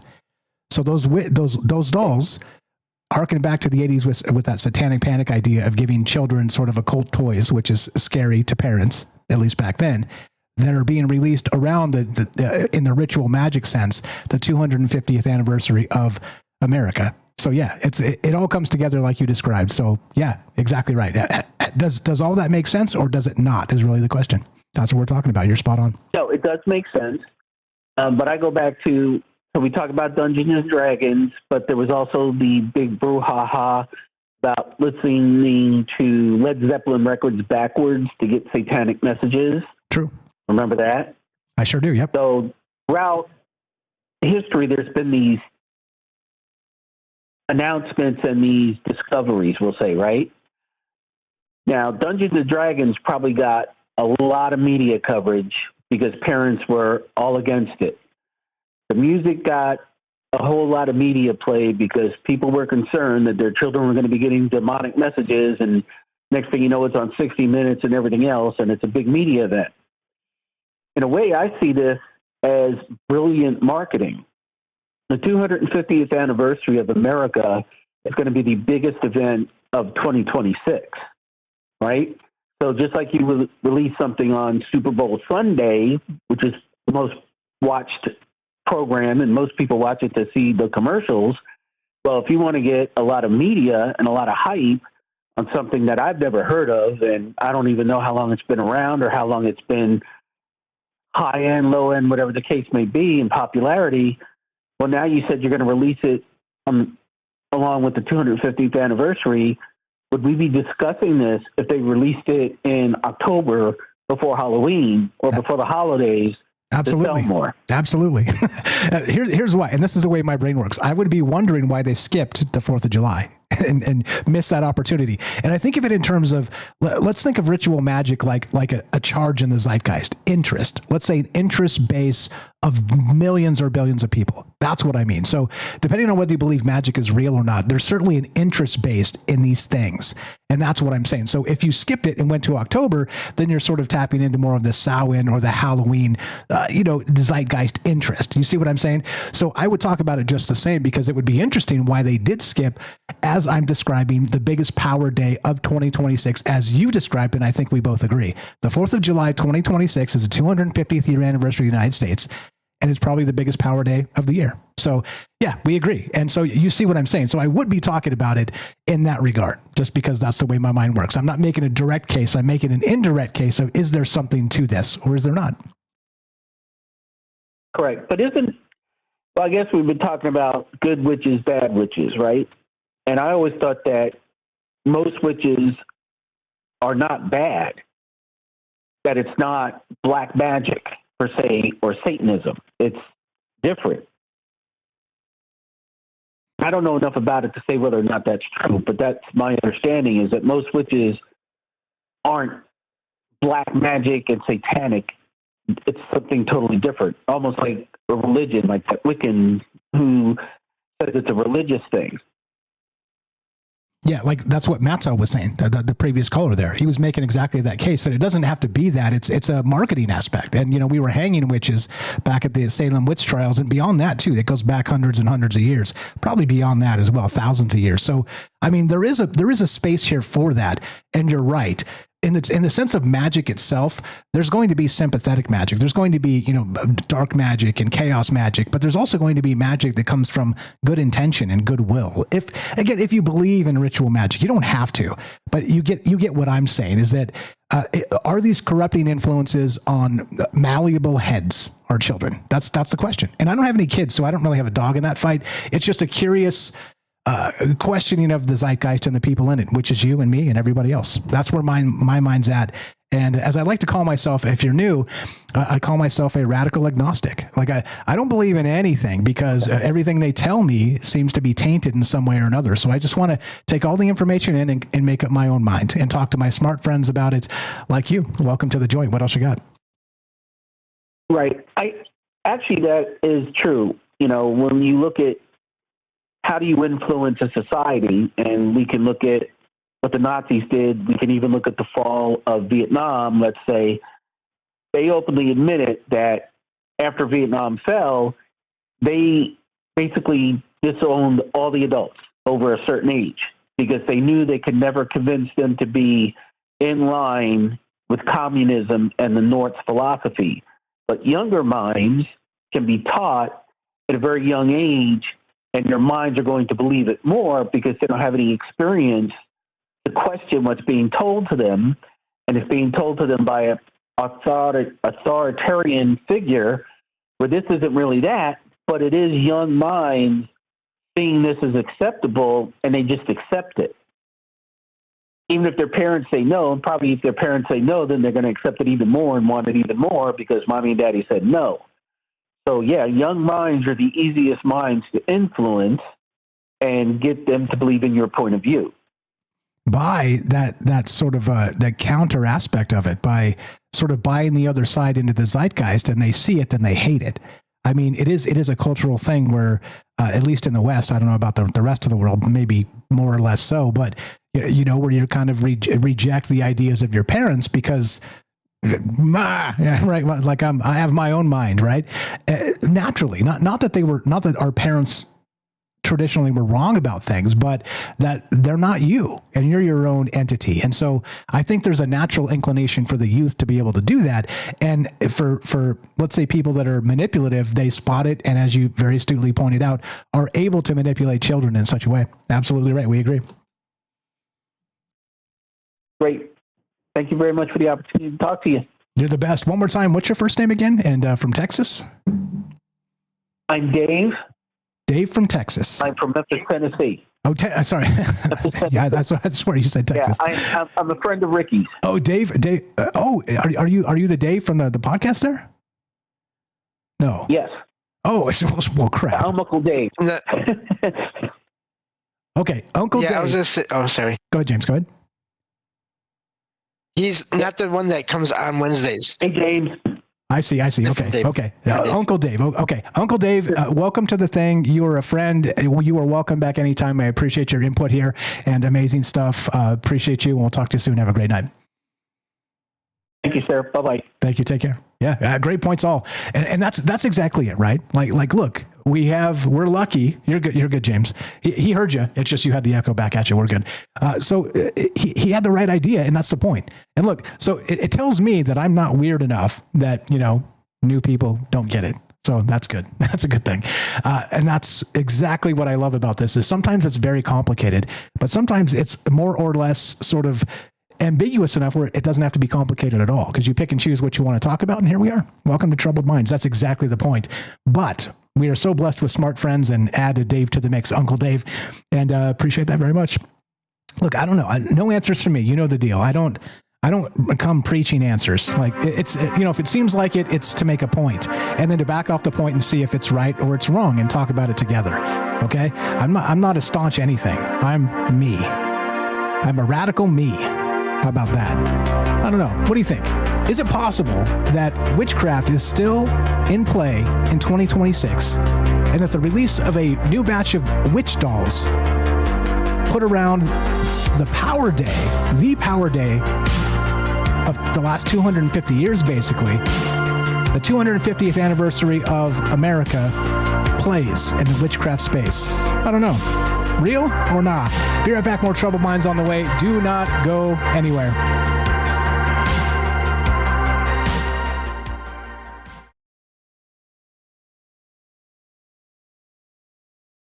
All right, let's find this damn button. Oh my gosh. Here we go. This is Troubled Minds. Your host, Michael Strange, the master of the mysterious, is here to guide you through the shadows of the unexplained. Let's check the news. In the aftermath of anti-regime protests in Iran, over 50,000 people have been arrested, with families fearing for their well-being. Iranian authorities are using various surveillance methods to identify and detain suspected participants, including teachers, actors, business owners, and even reformist figures. Those detained have been subjected to beatings, sexual assault, torture, and denial of legal counsel, and their families have faced repercussions such as suspended bank accounts. The crackdown peaked on January 8th and 9th, resulting in thousands of deaths. Despite the violence and arrests, protests continue, with various groups urging resistance against the regime. Recent observations from the James Webb Space Telescope, JWST, of the ultra-luminous infrared galaxy IRAS 07251-0248 have revealed an abundance of organic molecules, both gaseous and solid, in its nucleus. This suggests that galactic nuclei may play a significant role in the chemical evolution of galaxies by producing organic molecules, which are building blocks of life. Researchers found an unexpectedly high abundance of hydrocarbons and other organic compounds, exceeding predictions from current theoretical models. The study suggests cosmic rays fragment carbon-rich dust, releasing organics. This research supports the idea that the building blocks of life can originate in space and highlights JWST's ability to study previously inaccessible environments. ByteDance's new AI video generator, CDance, has sparked controversy in Hollywood due to its ability to create realistic videos of celebrities, raising concerns about copyright infringement and the potential replacement of human actors. The Motion Picture Association has accused ByteDance of unauthorized use of copyrighted works and disregarding copyright law. While ByteDance claims to have stopped the generation of clips featuring real people, concerns about the effectiveness of their safeguards remain, highlighting a battle over copyright and the future of human performers in the entertainment industry. Thanks for listening to the Troubled Minds Radio Network. Indeed. I want to point out that recognize what happened in Iran recently. They had that huge uprising and thousands of people were murdered, literally murked in the streets. And then it quells down because, of course, people get scared. And then afterward, the authoritarian crackdown is they've arrested 50,000 people. Let me ask you the question. What do you think will happen to those 50,000 people? Yeah. All right. And I'm just saying. There's brutal stuff going on out there. And the people are murked for worse than what we're doing right now. Or sorry, not worse. for way better, for nothing. Literally showing up to protest because our government sucks. If we were doing this in other places in the world, they would drag us out kicking and screaming and do horrific things to us. And we're just talking. You get it? Some things are way more important than others. And I just wanted to point that out. And that's more old school troubled minds and stuff we used to talk about, but it just got too dark. If you want dark, just turn on the news. Here we go. Let's go. More troubled minds. Jacob, you're up next. Here we go.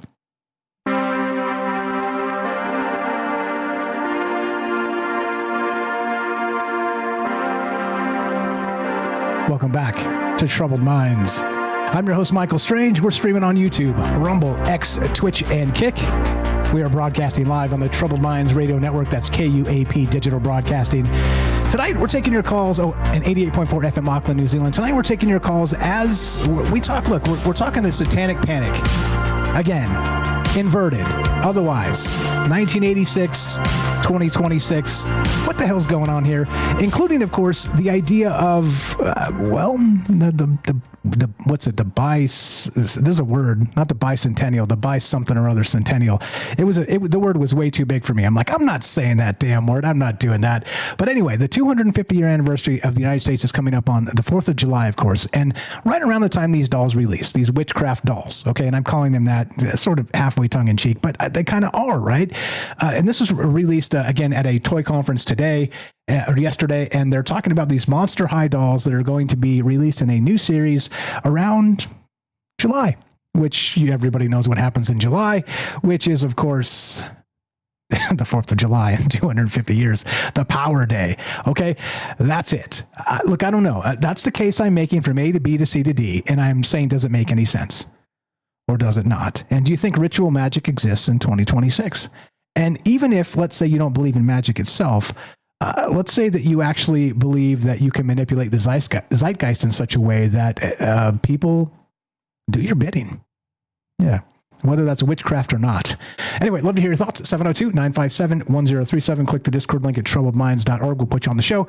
It's as easy as that. Let's go to Jacob, Harsher Boy. What's up, my man? You're on Troubled Minds. Just accept the thing, pop on up and unmute, and go right ahead. Welcome to the joint. Welcome back. Glad to see you. Glad to have you. And you have way too many handles for me to keep up, but way too handsome to keep down. What's up, brother? You're on Troubled Minds. Unmute and go right ahead. Hello, test. All right, yeah. Hello. What's happening? I got you. Thank you very much. Appreciate you. You're on Troubled Minds. What do you know about this, man? I figured this would be right down your alley, and here we are. Go right ahead. I mean, I feel like the magic's gone. It's a very thin veil thing, the way everything is being taken over, like the AI stuff and just technology. It's ruining everything. It's killing the romance. It's killing the novelty. I don't know if that's the best way to describe it. It's just killing something like that. So I don't know. I wish I had more optimism, but it's just.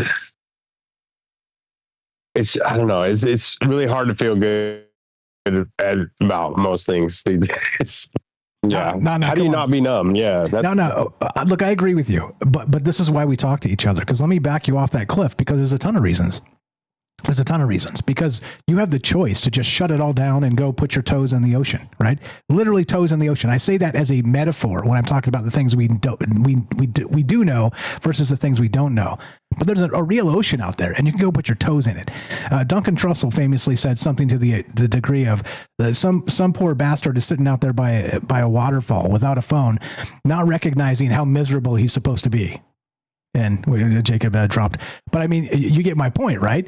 Like I'll tell that to him again as we get him back in here. We're having Discord issues tonight. I don't know what's going on, but I'll say that again when he gets back up. But yeah, I mean, look, that's the point. Let me say it again. So I don't know if you caught that, but Duncan Trussell is on record for saying that some poor bastard out there sitting next to a waterfall without a phone, not realizing how scared and miserable he's supposed to be. Like that's a bad paraphrase, but I mean, look, you don't have to like tune in to the darkness, though the darkness will find you and tune into you.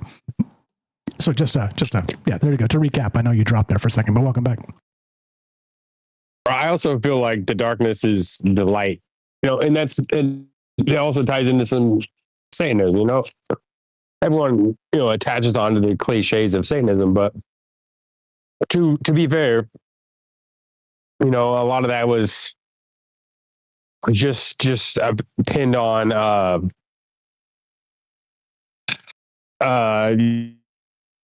more, and it's like, okay, you worship in these like evil being, but you get in the whole Luciferianism thing, the light bringer, he's trying to bring light and independence, and in a way, like more, okay, if you're a real Satanist, you're claiming yourself as a god, and that's your own powerful thing. It wasn't about worshiping some deity, but it was more about just worshiping yourself and pushing yourself to the fullest capacity that you could. That was its own form of Satanism. So bringing the light into you as an individual, so it's a whole other thing. So, but no one talks about that. So. Yeah, well, I mean that's why it's open to these ideas, and we're here to kind of help each other stay central, because it looks central's a pillar. It is. It's a pillar from the storm and the winds, and the pillar is us, bro. It's us together. And just because you can't find a good idea in a moment, a positive idea, come here, come hang out. You know me. Look, I can go dark, I can go light, I can go everywhere in between, and sort of navigate the whirlwind. And the point is that people need to stick together. That's the whole point. So that's what we're doing, and thank you for dipping in here. What else you got? Great stuff as always, my man. No, just that. I like the magic, but I don't know where it is these days. So, hey, so if you like the magic, don't give up hope that it could return to exactly where you need to be, because it is the nature of magic, isn't it?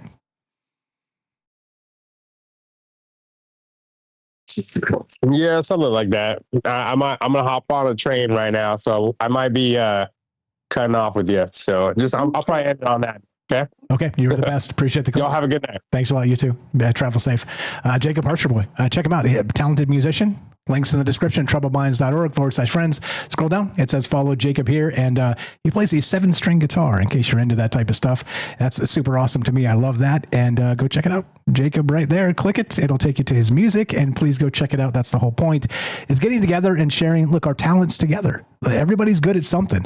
And those talents should be on display in whatever way we can help highlight. And here we are. Look, it's part of what Troubled Minds is. And you know what the advantage we have versus the AI acceleration, as I like to call it, is we're human. We are here sharing human ideas, and we will be into that fractal, into that idea of the singularity itself. We're going to go into that. Fearless, wide-eyed, and unafraid, because we're humans together talking about human ideas. And that's the way I see this. And we have an advantage. We have an advantage because, cross your fingers, we stick together. There's an Orwell quote that I think is very apt that I'll bring up in a minute. James, anything you got? And then we'll go to a Derek the Night Stalker. Yeah, great calls from everyone. I do. Mattel kind of put things in the way I was thinking when he called. Actually, is that it's not that I think everyone that every kid that but gets this new toy, this new set, is going to have a anomalous experience. I do wonder, are some going to have those kinds of experiences because of an interaction of these toys and whatever else might already be around in their areas when it comes to anomalous energies or all those kind of things, entities, ghosts, spirits, whatever. I do agree with his sort of caution in all of this, but also, I don't think it's going to happen in every single case either. Yeah, absolutely. And it's complicated per usual. But looking at the longer version of this, like I said, the older I get, the more I start to recognize some things aren't like I thought they were, and that's the point. That's the point of being part of a conversation together, and you being here tonight. Appreciate you very much. I didn't shout you out earlier. James Salcido, SalcidoParanormal.com, SALSIDO Paranormal.com, the paranormal expert at Troubled Minds. We were having some technical issues early and late and stuff, and Discord's been weird tonight. But thank you for bearing with that and being patient, and you're the best.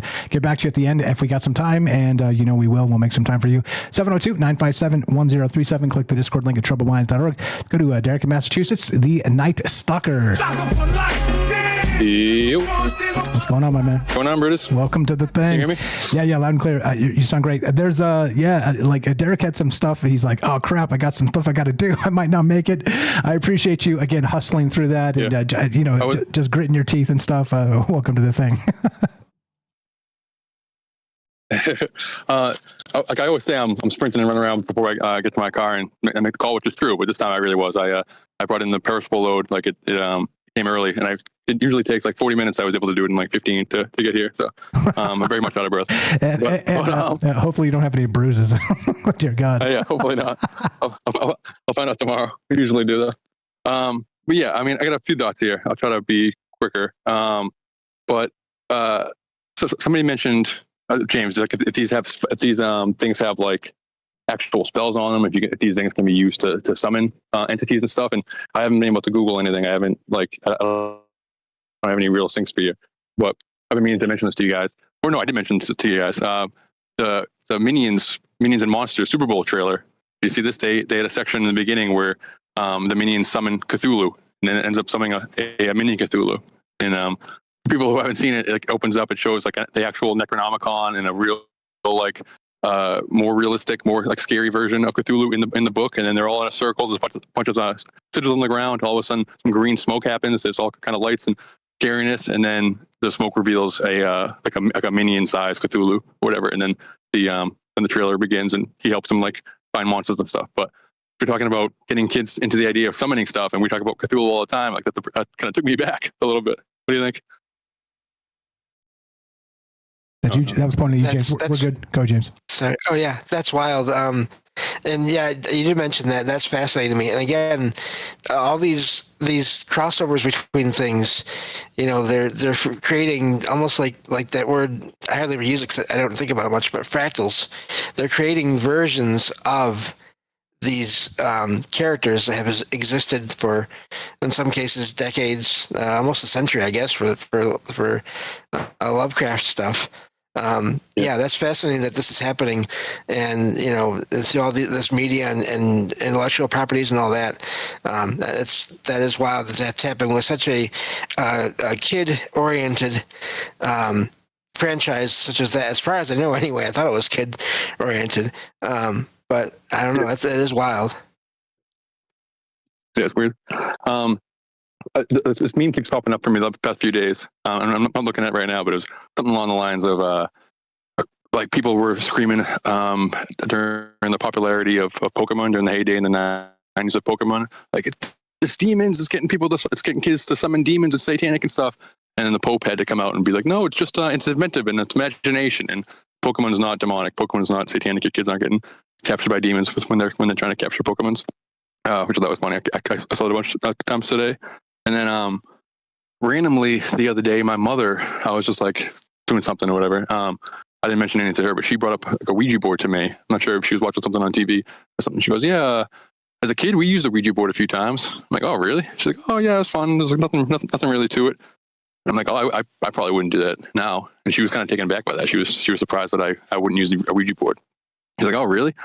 I'm like, yeah, I mean, I don't really believe in it like that strongly, like, but I believe in it enough to want to avoid the bad luck aspect of it. Like, I don't necessarily believe if I step on a crack in the street, I break my mother's back, like the old nursery rhyme says or whatever, or like walking under a ladder and stuff. I don't necessarily believe that walking under a ladder will give me bad luck, but I'm also going to walk around the ladder if I see it too, just in case, So she kind of visualized, or in her head contextualizes Ouija board as like the light as a feather, stiff as a board, kind of like just like a kind of sleepover game.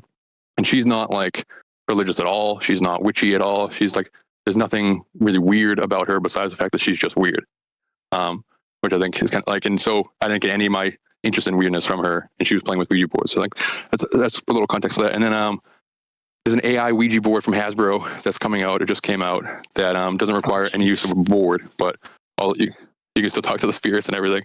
And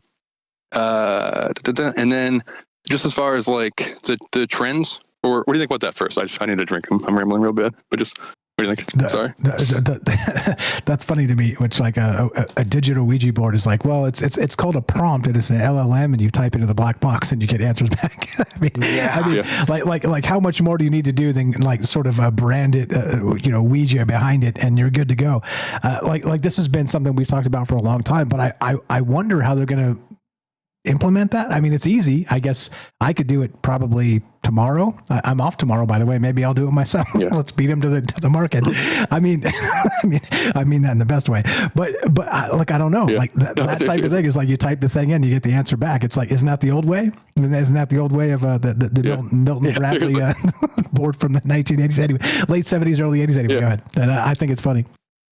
I guess maybe this is taking away the limitation. Like you don't even need friends anymore. You don't even need to go to the store. This is for all the xenophobic people who are afraid to go outside. You can still use a Ouija board without the Ouija board and without the friends. Like just download the app. But yeah, I mean, just as far as the trends and the trajectory and are we getting more satanic panicky, or are we getting more witchy? And I think it's kind of a two-pronged thing. Like this is all reaction stuff. We mentioned this time before, but just like millennials. I'm a millennial. I've been seeing, like, so for the last decade plus, I've been seeing on Tinder the popularity of witchy. It's a personality trait now. Like people say witchy is the same way they say I'm into the Celtics or I'm into the Red Sox. And people, like girls, will just have a crystal ball emoji just to indicate, or like a witch hat just to indicate that they're into spooky stuff. And that's since like 2012. And it's like definitely since 2016. And then like Gen Z, I've been hearing a lot from like parents, like on Facebook and stuff, of their Gen Z kids. Just again, for a while, the Gen Z is less into superheroes and they're more into spooky stuff. They're more into Stranger Things. They're more into Wednesday and that type of thing. They're interested less in capes and cowls and more in broomsticks and magic wands and that type of stuff. And then you see like I'm seeing again a bunch of memes of like young millennials being like these adults will never understand my aesthetic, and then showing Gen Z like looking like gothic, kind of looking like. Have you seen Kanye's daughter recently? How she's kind of being allowed to dress herself, and she has like black grills in her mouth, so her teeth look all blacked out, and she's like has a bunch of fake face tattoos, and she's like really going. It looks gothy, but I think it's kind of the Gen Z punky aesthetic kind of, and it makes me think like to some degree I don't want to be the old fogey. I don't get why you guys are looking like that. And another part of me is like maybe they are kind of, maybe it is kind of a manifestation of their interest in the weird, as they're starting to dress a little like Marilyn Manson, but more mainstream, more like a neon Marilyn Manson kind of. Have you seen that? Have you noticed that? I've seen. Did I get that okay too? By the way, sorry. Yeah, no. I've seen some of the headlines on this. Like I try very hard not to click, because if I do, right, it just floods you with that crap. Yeah. So I try really hard not to. But I have seen some of those headlines kind of just scrolling through the generic stuff. And the way I get my news, guys, I've said this in the past, is I do it through sort of a non like an incognito version of Google News, so I can kind of pick things through, so they don't just fire crap at me like bikini pics or whatever. You know what I mean? So like it's like, oh, this is what you like, so let's feed you more of the same crap.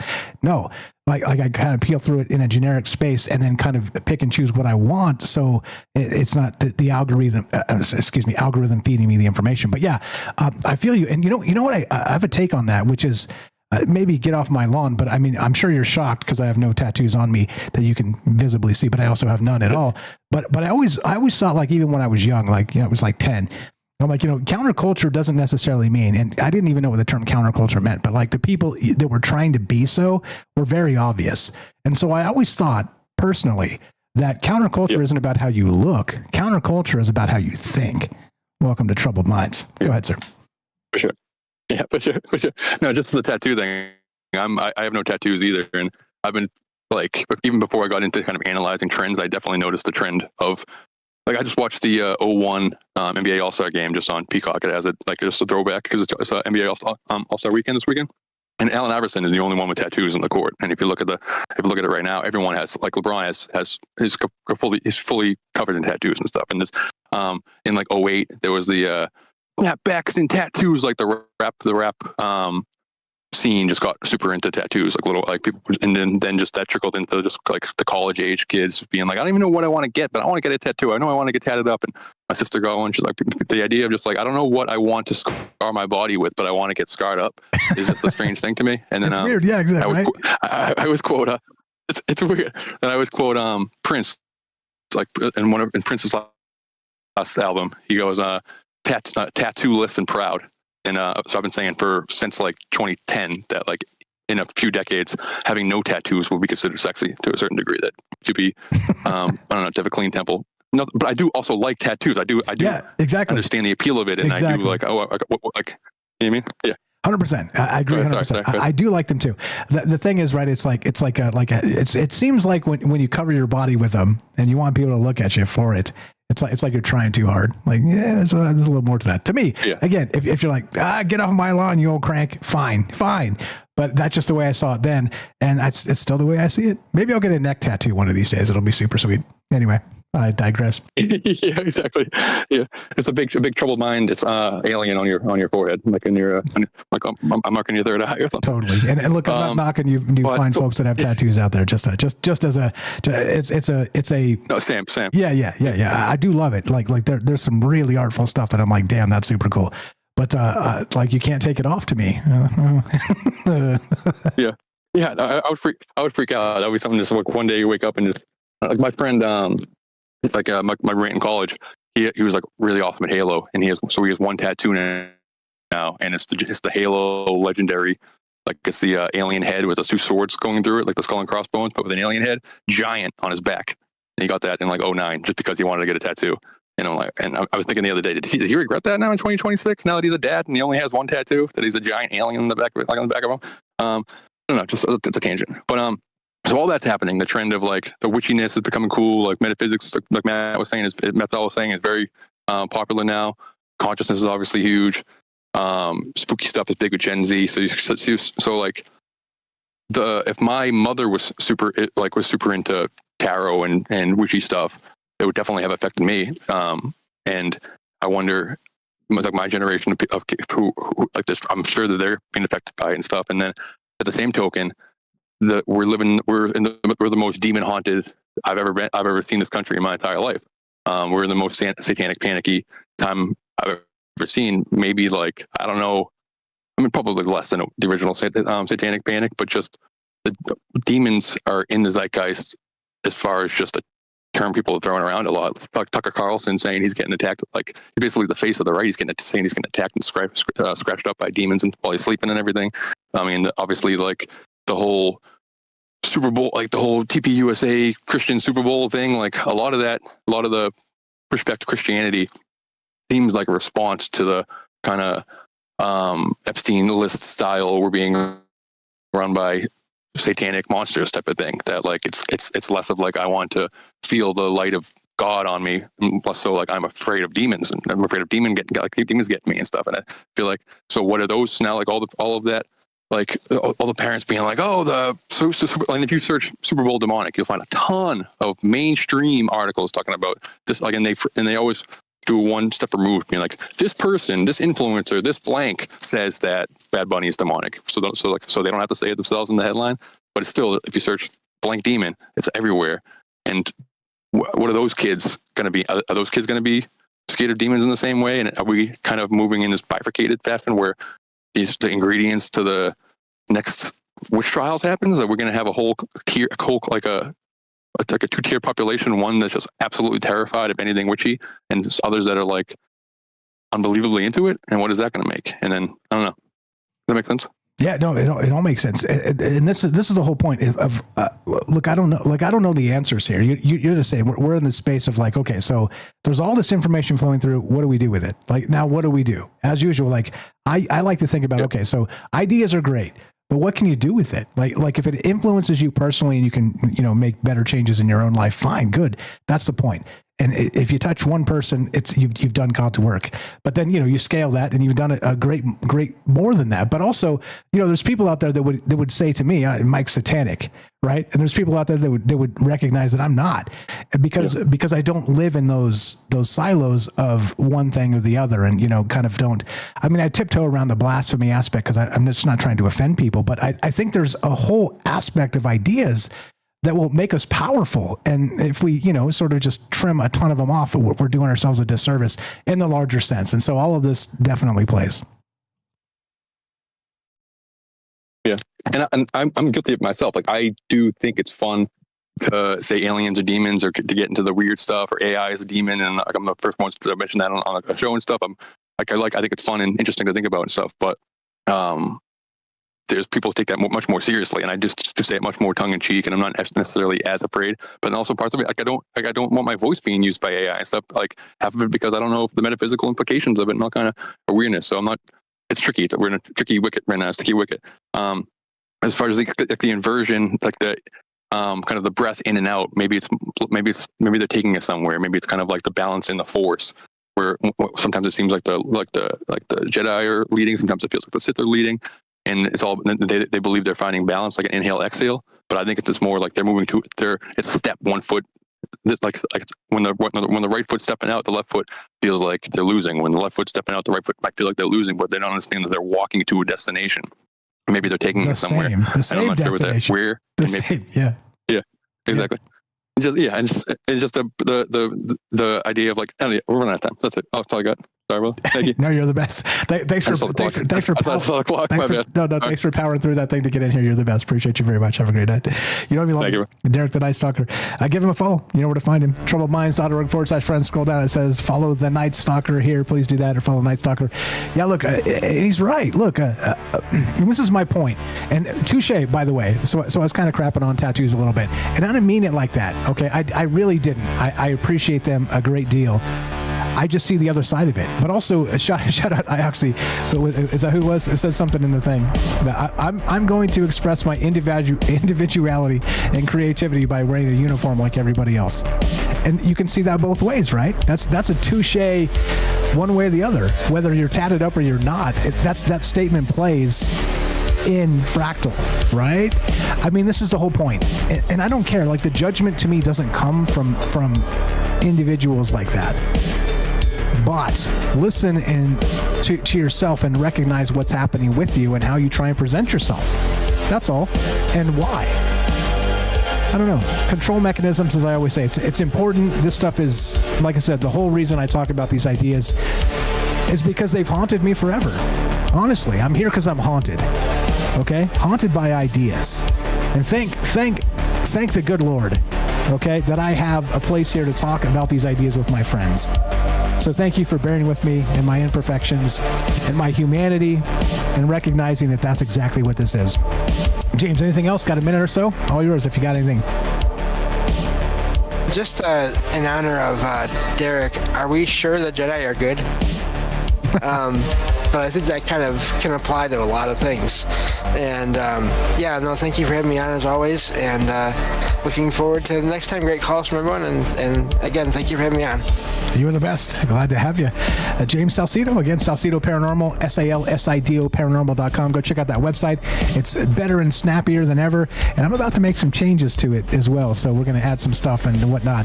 A collaboration with James. So go check it out, please, SalcidoParanormal.com. While you're doing that, check out our friends. Help all our friends in all the places, troubledminds.org/friends. That's the whole point. If you want to help us directly, you can buy the cool swag at troubledfans.com. Yes, it is a play on OnlyFans, but you will not find Michael Strange in a hot tub. But you will find the hottest Troubled Minds merch around. Basically, look, we're here talking ideas. This is not an agenda other than radical agnosticism. Let's put it all together. Let's be human-centric. Let's talk to each other. Let's support each other. And let's let AI sort itself out until, well, until the moment comes. And you know what to do when it does. I'll be with you. I'm Team Human 100%. That's it. If you want to help us directly, spread the word. Let people know what conversation is happening. Well, we're not going to tell you who to vote for. We're not going to chase down mainstream narratives. We're going to think outside the box, and we're going to talk to regular people. That's it, right? It's simple, except it takes a long time to get, because you can't just like fire this up and have people show up. You have to. It's literally years of work to get to this point. So I appreciate it very much, and I appreciate each and every one of you for hanging out and being part of this. And that's that. As we finish, it goes exactly like this. Be sure, be strong, be true. Thank you for listening. From our troubled minds to yours, have a great night.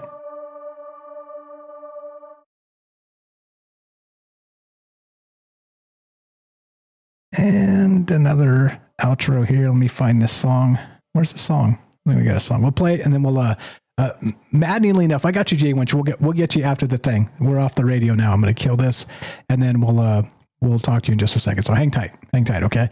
I want to make sure we get you in here. We'll got a minute for you here or there, and yes, indeed, the truth, the truth is fractal. The truth is a perspective, sir. Yep. Okay, let's see. What do we got? Let me click the button. Let me find it. Hold on. There's a button here for this.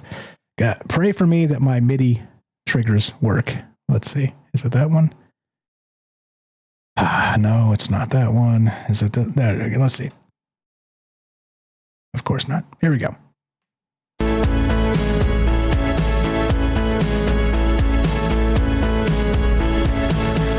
In the heart of the steel jungle, machines hum a digital rumble. Gates of cyber open wide, plug us into cosmic tide. Feeling sparks across the sky. As knowledge flies, we're amplified. Stargate, Stargate, Stargate, open to the arcane fate. In this massive data center dome, eternal truth stop to roam. Circuits flicker with endless fire, data streams that never tire. Unified by electric dreams, unlock the truth in silver beams. Stargate, Stargate, Stargate, open to the arcane fate.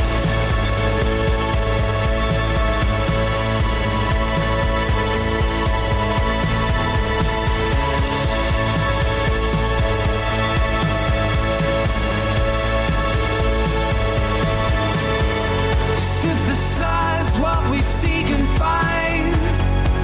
Infinite paths in the network mind. Answers buzz from star to core. Knowledge whispers evermore.